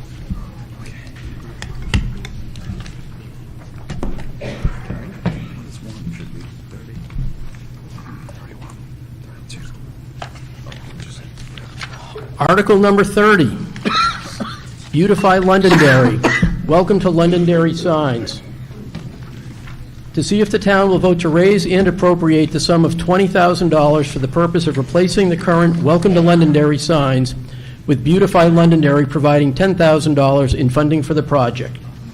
If passed, this article will require the town to raise $10,000 in property taxes, resulting in a tax rate impact of 0.2 cents in fiscal year 2026 based upon projected assessed values. Motion to open discussion. So moved. Second. Second. Thank you. Mr. Campo. This warrant article appropriates funds to assist the Beautify Londonderry Committee in replacing the current Welcome to Londonderry signs, which are 16 years old. Thank you. Town Council, your vote? Town council vote was 5 in favor. Thank you.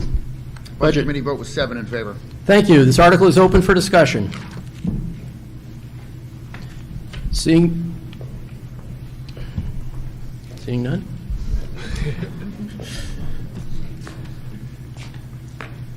So, in the spirit of helping this get moving along here, the Londonderry Police Association is making a donation of $1,000 to beautify Londonderry towards the signs.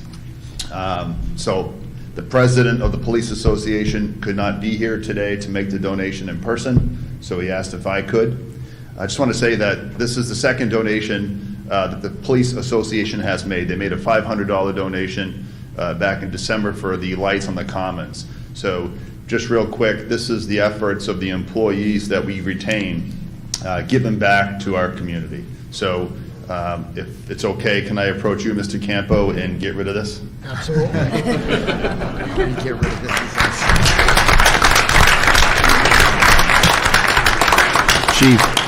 Chief, on behalf of Beautify Londonderry, I'd like to thank you. We really appreciate that.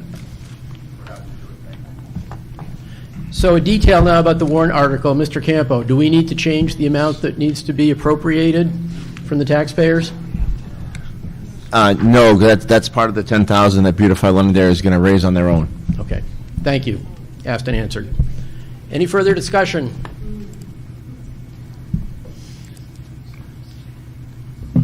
Janet Huvela, 5 Stony Point Drive.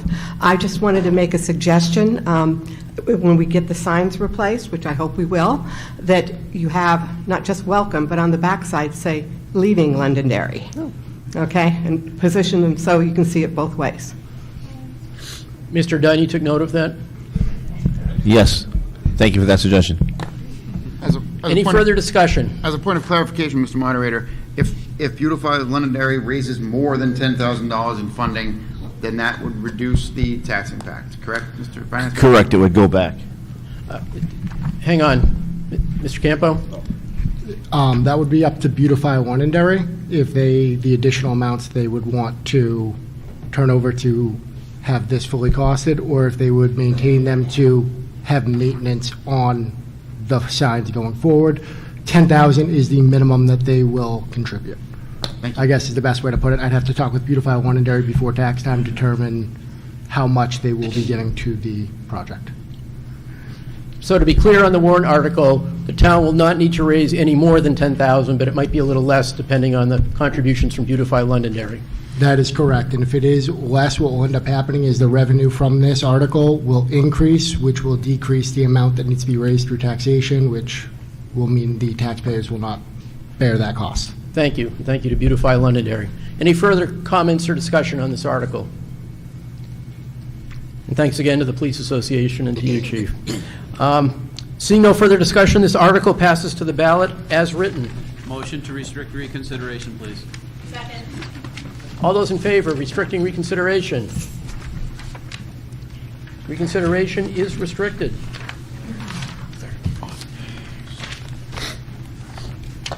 Article 31, establish an expendable trust fund for additional overtime in public safety under RSA 31:19-A.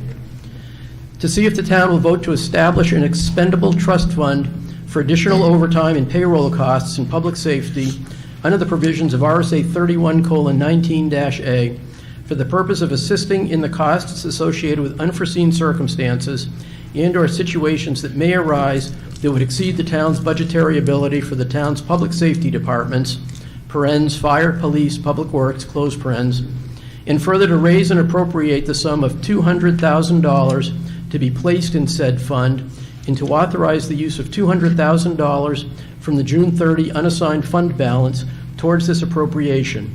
Further, to name the town council as agents to expend from said fund for the purposes for which it was established, with a supermajority vote required for approval. If passed, this article will require the town to raise $0 in property taxes, resulting in a tax rate impact of $0 in fiscal year 2026 based upon projected assessed values. I'll accept the motion to open for discussion. So moved. Second? Second. Thank you. Mr. Campo. This warrant article establishes and funds an expendable trust fund to allow the town additional funding for public safety and overtime should situations occur in which the operating budget will not be able to sustain it. Thank you. Town council, your vote. Town council voted 4 in favor, 1 opposed. Budget committee? Budget Committee voted 4 in favor, 3 against. It has become our practice. I'd welcome feedback from any councilors who wish to. So I voted against this. Part of the reason is we already have a mechanism to cover if we would have a disaster in this town. We have ways to address this situation. I think when you put things in multiple accounts, it decreases the transparency of how much is being spent on each line item. So if we really had a need in police, fire, or public works, I believe we should add that money to those line items instead of putting and investing power in this council, which I do not believe we should have.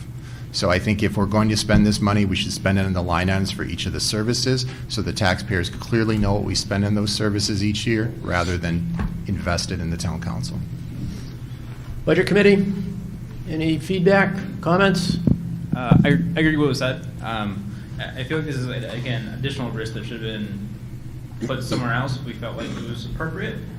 Again, we made efforts this year to have a right-sized budget. If you believe it's right size, great. Like, do we need this? Thank you.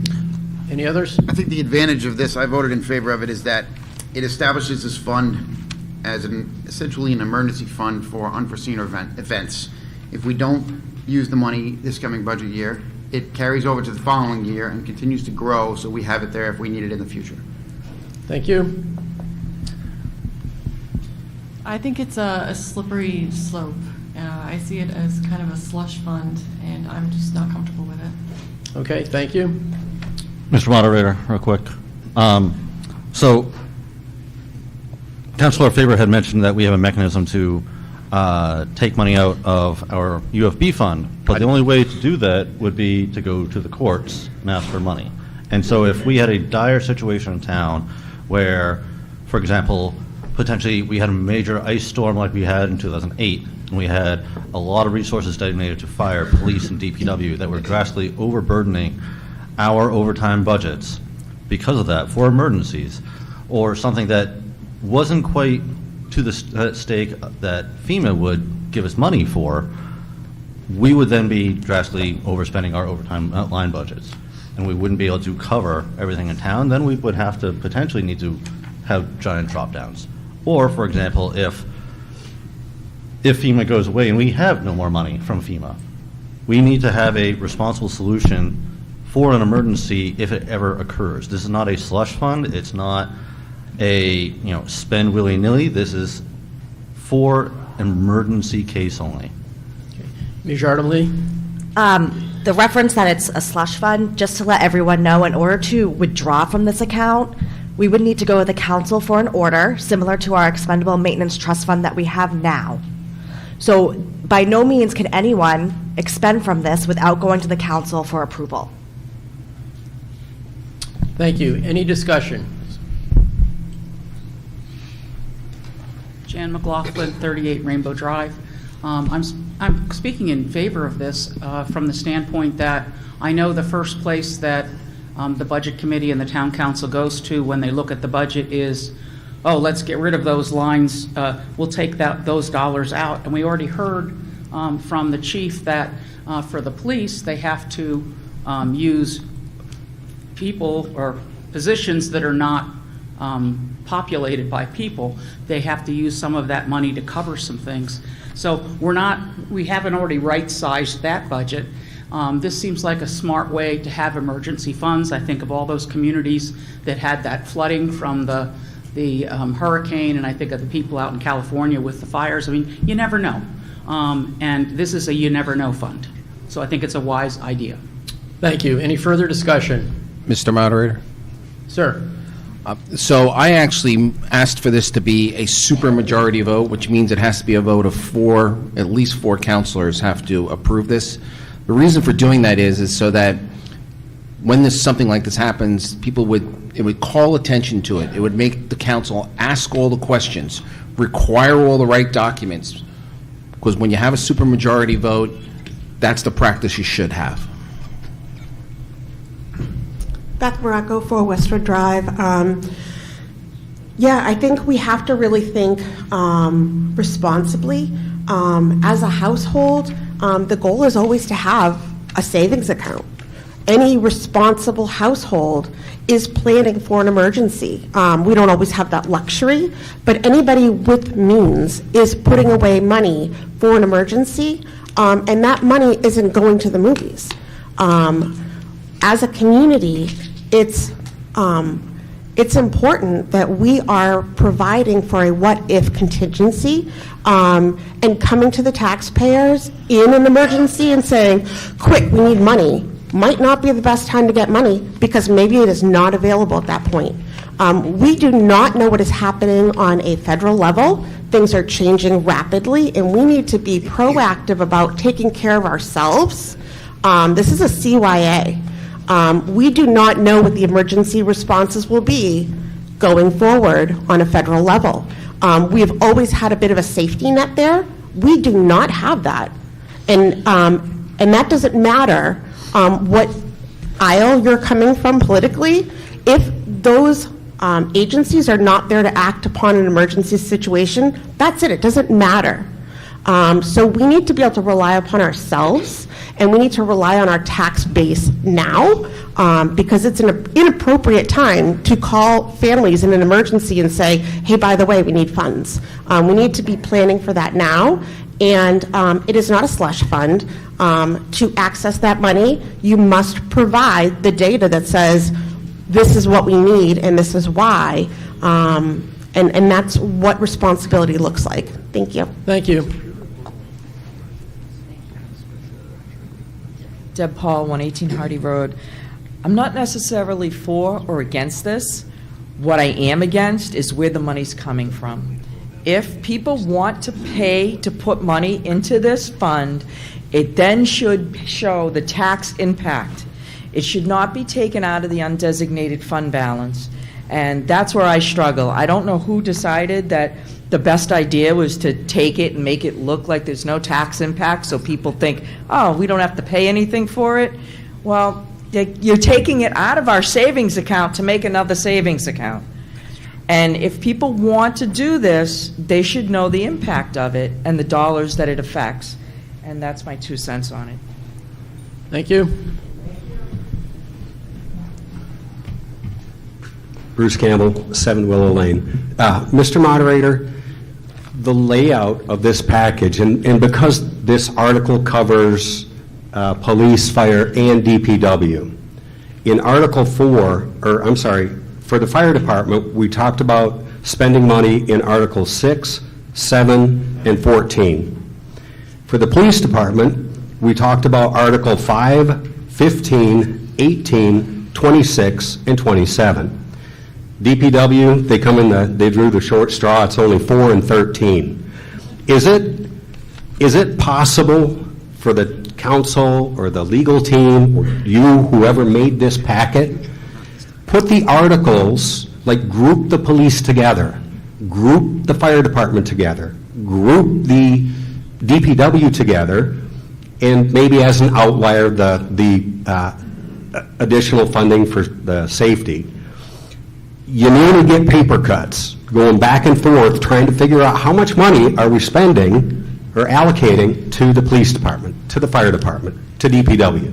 So I would ask that in the future, obviously not for this election time, or this voting period, because it's too late to change things, but in the future, town council, or Mr. Moderator, or legal team, I don't know who makes this, but whoever makes this, can you put the articles close to each other so that we can figure out, so as not to obfuscate what spending we're giving to the police department? I'm not picking on the police department, Kim. Thank you. Thank you for the feedback. I think it's a good note to make.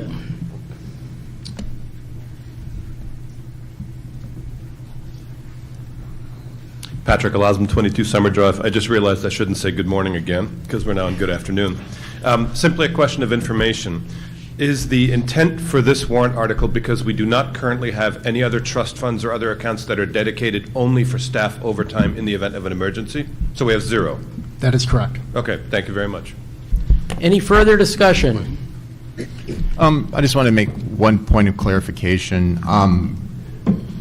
To what Councilor Combs had said, I'd not said the mechanism comes from undesignated funds, and the reason I want to make that distinction is because I want people in this community to know, even if this doesn't pass, if a disaster strikes, we've been covered, and we're covered. Like, it's not something we have to fear of, oh, what happens all of a sudden if there's the world's biggest snowstorm? Are we going to all be just stranded and we're out of luck?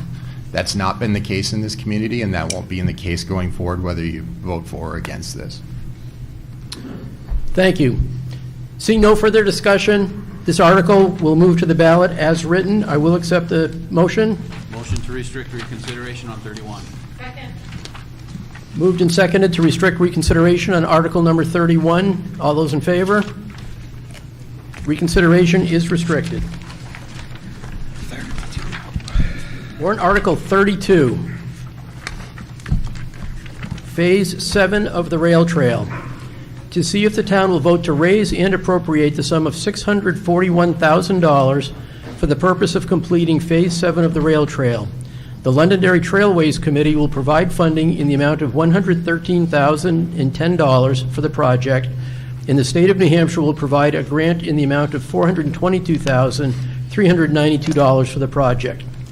If passed, this article will require the town to raise $105,598 in property taxes, resulting in a tax rate impact of 1.6 cents in fiscal year 26 based upon projected assessed values. Motion to open discussion. So moved. Second. Thank you, Mr. Campo. This warrant article provides funding for the Phase 7 of the rail trail to allow us to accompany that funding with grants that are available from the sources listed before.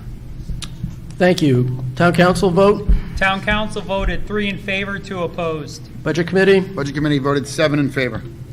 Thank you. Town councilors, anybody wish to comment? I oppose this. We have 35 warrant articles. At some point, the spending has to stop. So even though we're spending money to get more money, I'm not in favor of spending $105,000. Not in this economy. I'm not in favor of it. I voted no on this. I've had multiple constituents contact me about this specifically. I think we really conflate wants and needs a lot, and there are people in this community that have needs, and when we take money out of their pocket, they're not addressing those needs. While I do see the value in this, having a rail trail completed isn't exactly a need. And before we get to the tired cliches of a cup of coffee and a pizza, we've taken hundreds of cups of coffee and pizzas out of everyone's pocket over and over in the years. So the cents on the tax rate, I don't think is an accurate assessment. Like Ron said, we have to draw the line somewhere. And so this is the first one I'll say, this was not a want, that's not it's a want, not a need, and that's the reason for voting against it. Thank you. Any So, further discussion? Mr. Moderator, I have a question for the Finance Director. The $422,392, if this fails, does that money go away? The Trailways would have to find another way to get the additional money that this warrant article represents. The town would no longer be able to assist, as no means no in this instance. So the grant for $422,000 has a matching component of, what is that, $218,000? Do they have to match the grant? Is somebody from Rail Trails here? What I'm trying to determine is that if they don't have the matching funds, they don't get the 422. That's my question. Hi, Sandra Legue, 2 Fiddlers Ridge Road, and also a member of Londonderry Trailways. This grant was actually written by the town, so sometimes Londonderry Trailways writes the grant, and the town supports us with certain aspects of grant writing and funding, and sometimes it's the other way around. So we have our other expert here, Kristen, to answer questions. Yes, there is a 20% match required. So if the match is not funded, the grant will not be received. Very simple. It's been like that for every other grant that has gone towards the rail trail. It's a very typical setup. So without the match, you don't get the grant. Thank you. Ms. Hildenon? Kirsten Hiltonen, 30B Mohawk Drive. I'm also the Administrative Support Coordinator who's been working on administering this grant. So this grant is a New Hampshire Department of Transportation Congestion Mitigation and Air Quality grant. Of the allowable expenses under the grant, it's an 80-20 match. So the 80% is the $422,392. The match is the $105,598. The total anticipated expenses for the program, for this portion of the trail, is $641,000, and that's what we submitted the application for. The state deemed that last portion, the $113,010, not coverable by the grant. So that's why it's broken down this way. The grant will cover 66% of the cost of the rail trail. 16% would come from the one-time taxation. And again, for those of you who have been asking, this is a one-time expense. It would not go into the default budget. And 18% would come from Londonderry Trailways fundraising. They've already figured out a way to secure a significant portion of that $113,000. And this is similar to how the project for sections 5 and 6, phases 5 and 6, was funded back with a warrant article in 2019.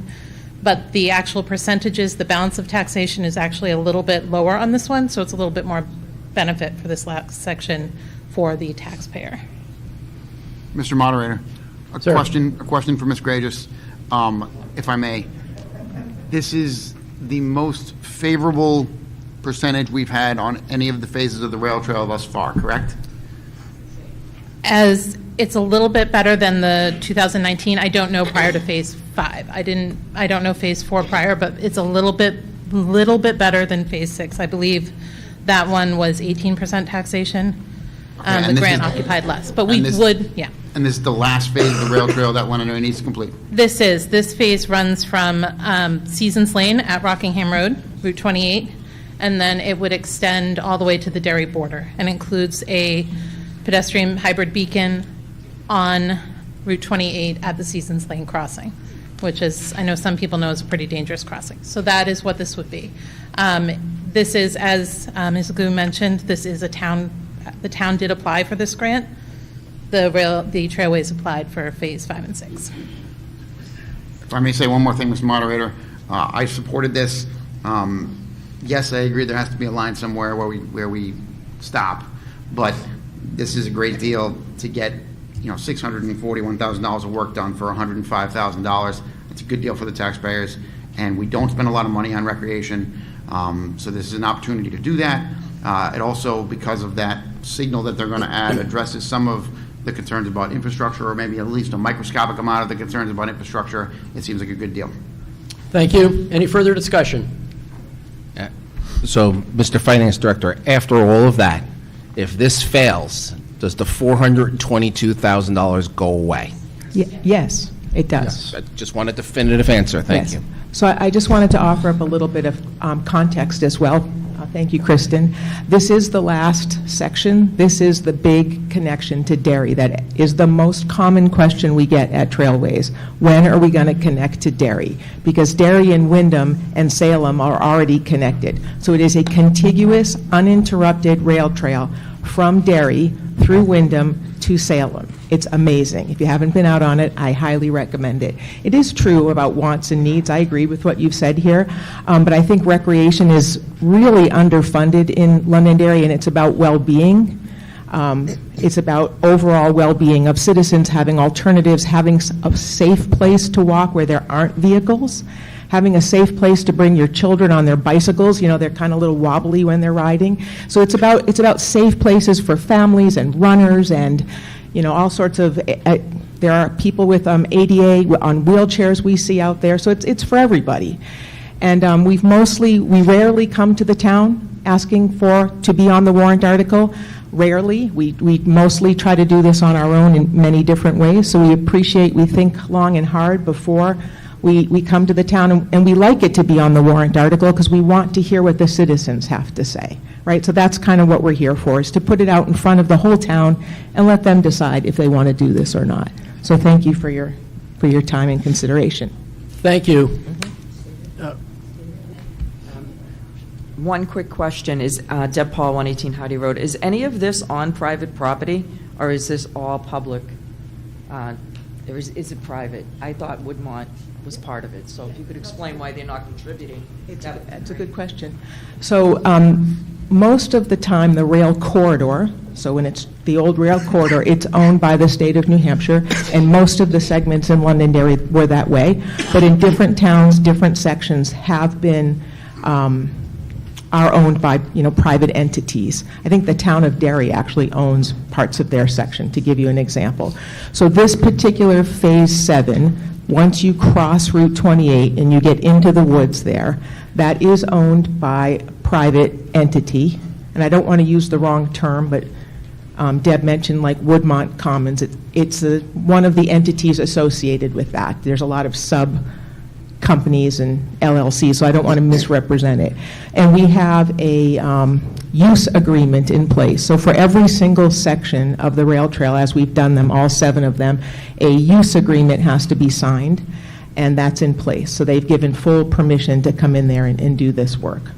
Quick clarification on that question. Is part of this owned by the town of Derry, or are we just doing? No. I was just giving an example that okay. in Derry, parts of it are actually owned by the town of Derry. Every other section of Londonderry's is owned by the state. Sorry, I was just giving an example. Yeah, Good just wanted to clarification. clarify. Yes. Thank you. Ma'am?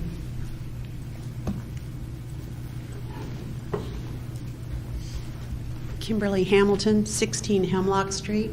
I'm a former longtime board member of Londonderry Trailways. I haven't been on the board for the last couple of years.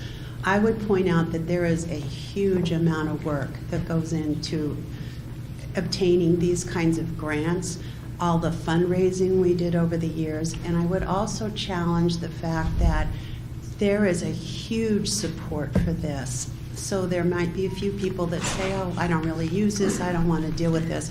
But you can go out any time of the daylight hours, and it is an amazing draw for the community.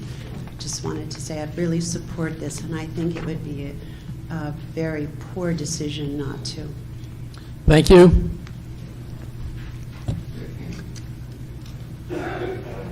Paul Escobar, 20 Woodbine Drive. I think this is an incredibly good use of public money, quite frankly. We don't know that this grant's going to be available to us in years forward, so it's important that we get this done this year. We make that connection. It's getting incredible use. I'm out there. I know many people in the community are. It's a growing use. That particular area is a bit of a safety concern. I know exactly the spot we're talking about. It's important we make that connection. We connect to the other towns. But it's a great use of money. The return on investment, if you look at the public need for being active and the community needs, I think it's a great use of money, and we ought to support it fully as a community. Thanks. Thank you. Seeing no further discussion, this article will move to the ballot as written. I will accept the motion to restrict reconsideration. Reconsideration on 32. Moved and seconded. Those in favor of restricting reconsideration? It is restricted. Warrant article number 33. We're getting close, folks. Article 33. This is a citizen's petition article to replace the library furniture, to see if the town will vote to appropriate $40,000 from the undesignated fund balance for the purpose of replacing the furniture in the library. If passed, this article will require the town to raise $0 in property taxes, resulting in a tax rate impact in fiscal 26 of $0. Accept the motion to open discussion. So moved. Second. Thank you. Mr. Campo? This is a citizen's petition, so I do not have anything to present. Is the petitioner here? Is there a petitioner here who would like to speak to the article? Seeing none, I will ask for the town council's vote on this. Town council voted 0 in favor, all 5 opposed. Budget Committee voted 0 in favor, 7 against. Okay, it is open for discussion.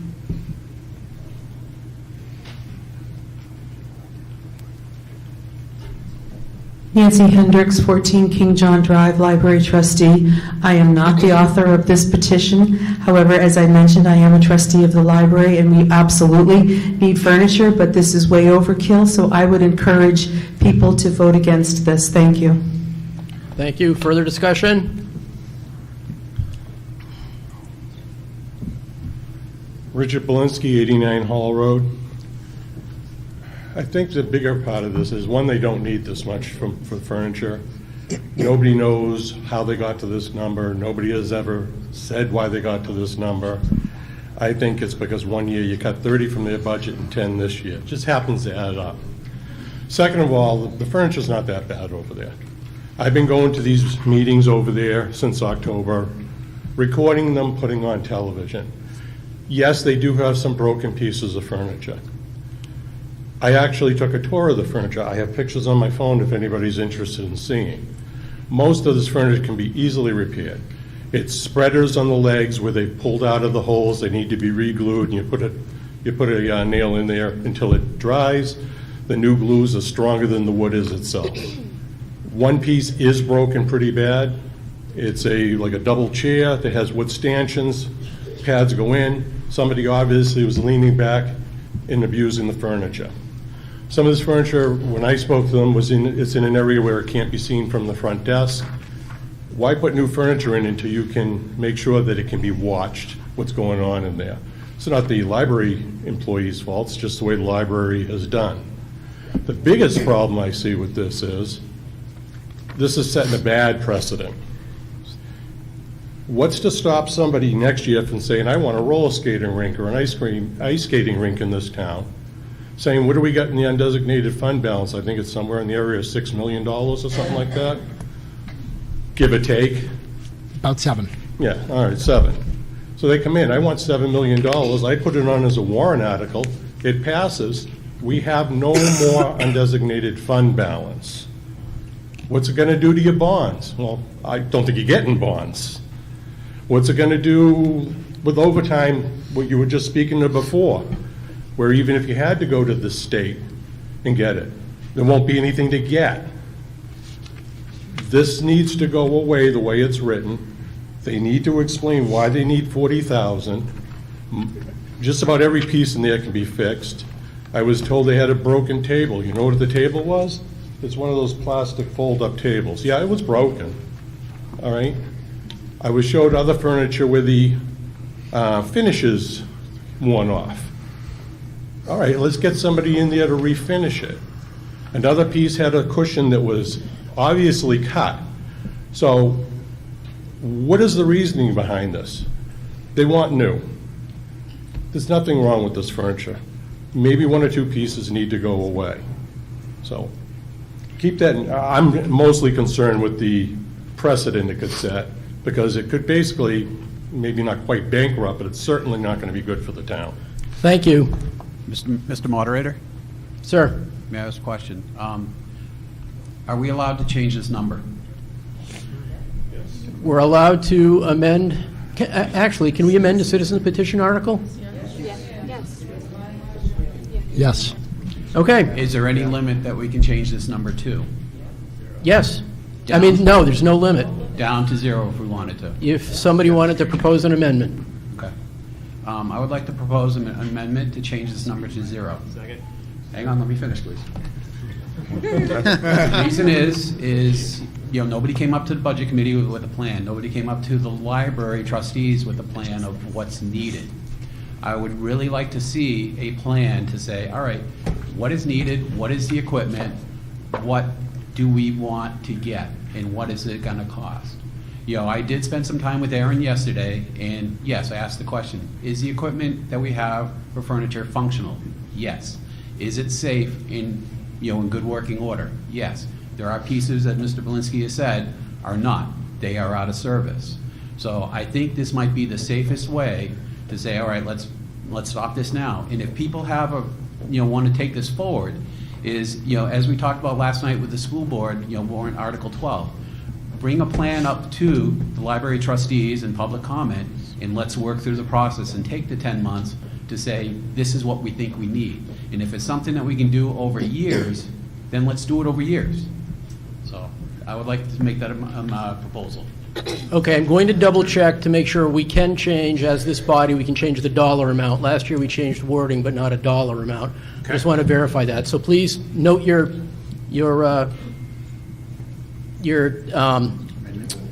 thank you, until I figure that out, and then we're going to, because we'll be discussing an amendment, we're going to hold your discussion for now.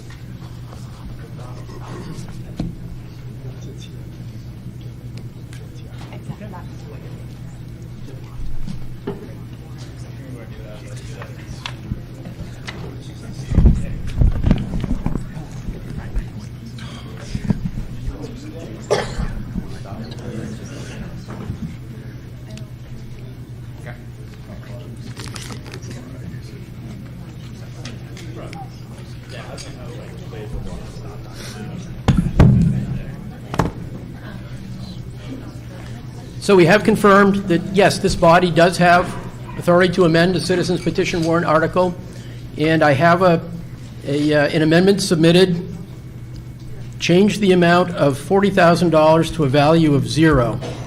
So the amendment is now, do I have a second on this amendment? Second. So the amendment has been moved and seconded and is now open for discussion. And the amendment is to pretty much zero out this warrant article, remove the 40,000 and make it 0. Any discussion? Seeing none. All those in favor of the warrant article, please raise your card. The amendment, I'm sorry. Thank you. We're voting on the amendment. Any opposed to the amendment? Okay. The amendment passes. So the warrant article now reads, to see if the town will vote to appropriate $0 from the undesignated fund balance. So now the article, back to the original, back to the zeroed out article is now open for discussion again. Any further discussion?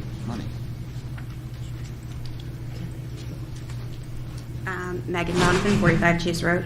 I just wanted to kind of clarify a couple of things. I was one of the citizens who signed the petition. I was no way consulted with the actual number, but the petitioner is a professional in her field and knows how much furniture costs.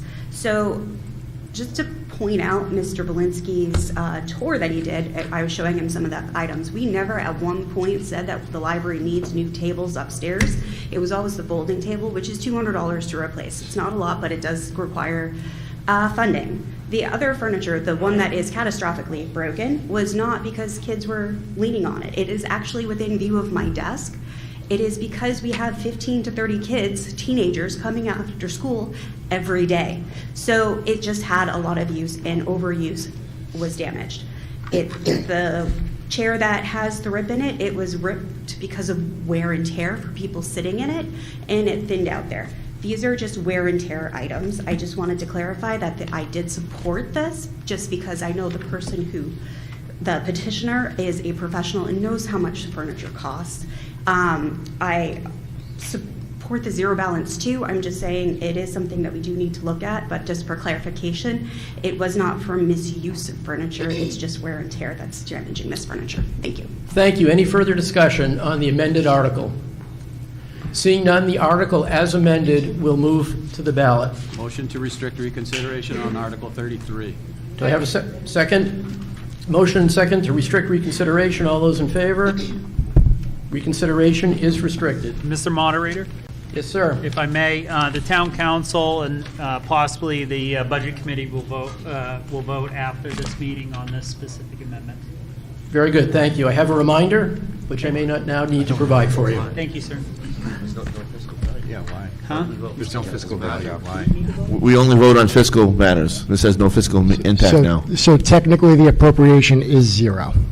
So do we need to Yes. We would have no need to vote. There's no fiscal impact. But the appropriation, there is an appropriation associated with it, even though it is zero. It is still an appropriation. Thank you. Article number 34, a citizen's petition warrant article. 100% property tax exemption, 100% permanent and totally disabled veterans. Shall the town vote to give 100% property tax exemption to veterans who are rated 100% disabled, permanent in total by the Department of Veterans Affairs? The veteran would be required to show documentation from the department which shows that they were rated 100% permanent and totally disabled, again submitted by citizens petition. I will accept the motion to open discussion. So moved. Do I have a second? Second. Do you have any presentation? This is a citizen's petition, so I do not have any presentation. Thank you. The Do we have petitioner is right here.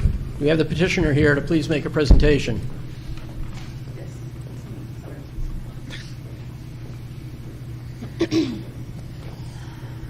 Hi, my name is Maura Ryan. I live at 2 Snowberry Hollow. Last year, the House and Senate passed a bill with this same language, and when it went through DRA, they added a Chevron or administrative rule requiring a SAH grant to qualify someone for this. And the same language came up in the House and Senate this year, and because while I was watching the budget hearings, I saw at least 4 veterans come up and say that they were struggling to pay their taxes and that they were going to be forced to move out of town. I'm the one who did the petition to basically match. At present, the same bill was submitted to the House and Senate because of the DRA addition. And so my understanding is, as other towns in New Hampshire have already voted by citizens petition to do it as it was without the SAH requirement, that we can also do that, which is why I submitted the petition. Thank you. I will turn to staff resources on this one. Ms. Carrier? Hi, my name is Megan Carrier. I'm the town attorney. So this warrant article, if it were to pass under present conditions, would be advisory only. This condition is based on, or conclusion is based on several existing laws. So first, RSA 72, Section 6 provides that all real estate is subject to property taxes except as otherwise provided. So we have to start there, that unless there is some sort of legislative exception, we do need to impose real estate taxes. RSA 72, Section 35 provides a tax credit for 100% disabled veterans. I think the same concept that the petitioner is going for here. Under that law, the tax credit is $700 annually. However, municipalities may elect to increase that amount up to a maximum of $4,000. So those two laws taken together allow a municipality to offer a tax credit to 100% disabled veterans. However, at present, under present conditions, it is capped at $4,000. So even if this warrant article were to pass, Londonderry would not be able to offer more than the $4,000 in annual tax credits unless there's a change to law. And I know the petitioner did mention that there is a bill pending with the state legislature on this subject matter. That's House Bill 99. There's another one as well, there are two. Okay. Well, House Bill 99, as initially introduced, would amend the state law in order to increase that $4,000 to 100%. I did see that there's a proposed amendment that would instead increase that $4,000 to $5,000. So it's unclear what, if any, changes would ultimately be approved. That said, a favorable vote on this warrant article would be advisory. Should one of those bills pass in some form, the procedure for the town to adopt any increase in the tax credit is laid out in RSA 72 under Section 27A. So just in response to that, I would say that the town has the ability to abate any tax under 7616 and 7616-C. And since other towns have already done this, the state law doesn't say it's a maximum, that it shall be a maximum of 4,000. It says may, and then it has to be approved by the selectmen because they're the only ones that can actually agree to an abatement. Yeah, so to take your second point first on the shall versus may, I go back to RSA 72.6, which provides that all property is subject to real estate taxes unless there's an exception. There's an exception here, but it is limited. On RSA 7616C, you're absolutely right. The town is authorized to abate taxes. However, abatement is more an individualized analysis of a particular parcel of land on a case-by-case basis in order to determine whether or not the assessed tax is appropriate. So that's different from a blanket tax that's provided automatically to this particular class of individuals. So those two concepts are treated differently under the law. So while the state authorizes abatement where good cause is shown, it does specifically limit tax credits for 100% disabled veterans to that $4,000 maximum. But it doesn't say that it's, actually, I mean, because other towns have already done this and given the 100% regardless of the SAH, I don't think that that is in line because, as I said, the ability to raise the taxes or set the tax rates is really with the town, and the ability to give those abatements is also with the town. So I base my analysis on the law, not on what other municipalities are doing. I haven't evaluated what they're doing, but based on my read of the law, there is a maximum cap on this right now. But again, that's not to say that a vote on this warrant article, a favorable vote, it will be advisory. It will provide information and could be further addressed in the event the state law is changed to increase that tax credit amount. Okay.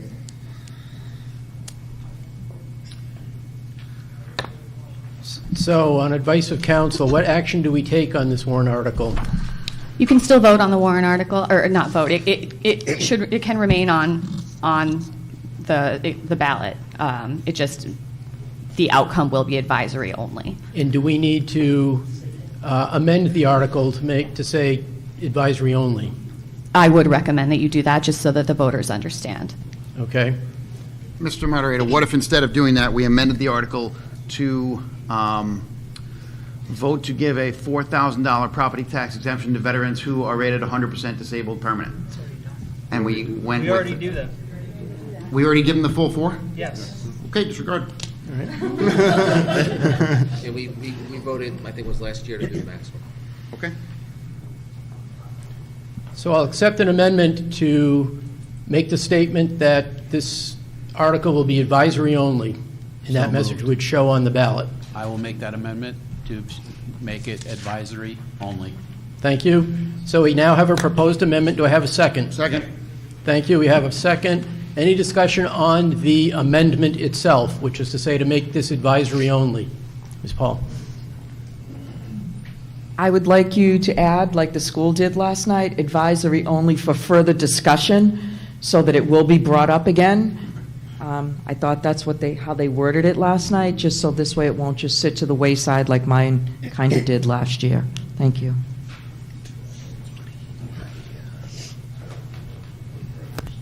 Further study.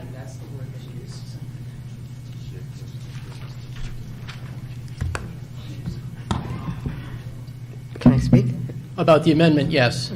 Janet Hoodalaw, 5 Stony Point Drive. Well, I had kind of have a question on this, having worked with veterans myself. So what if we have families in town, they're both veterans and they're both disabled, and their house is in both their names, and/or? Do they get an $8,000 deduction? I believe they do, yes. Okay. And do we have any concept of how many this might involve? My husband's a veteran, and we do get the credit, and I sincerely appreciate it, but I'm also fiscally conservative, so I'm just wondering how much this would be, because veterans do get other benefits. So if we have any idea of the number, how many people currently are getting the veterans credit?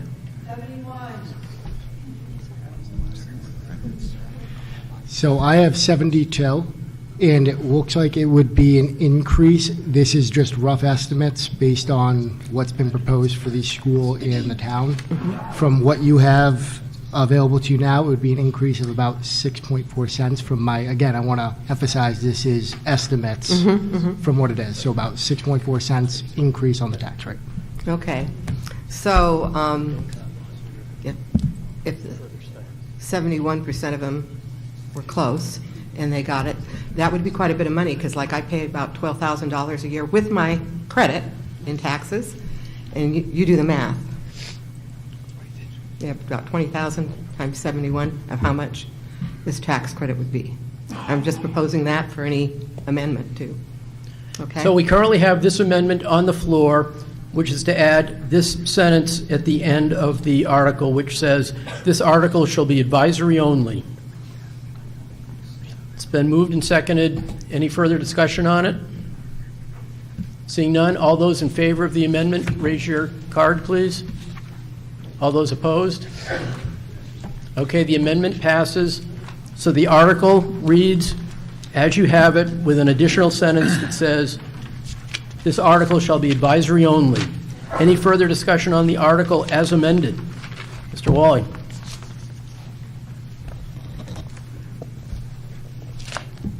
Good afternoon, Dave Wally, 18 Mammoth Road. Perhaps maybe just a point of information. If any veterans are tuning in right now, for those of you that know, I'm very heavily involved with our Post 27, the American Legion here in town. If there are veterans in town that are struggling in any way, shape, or form, we have multiple programs and abilities to assist any veteran of any need, whether disabled or not. So should you have any type of financial troubles, or certainly we do not want to lose you from our community. So if you have anything that you have a specific need, whether it's food, money, or whatnot, assistance of any kind, please contact Bob Stewart, who is our post commander, or even myself, and I'd be happy to point you in the correct direction. Thank you. Thank you.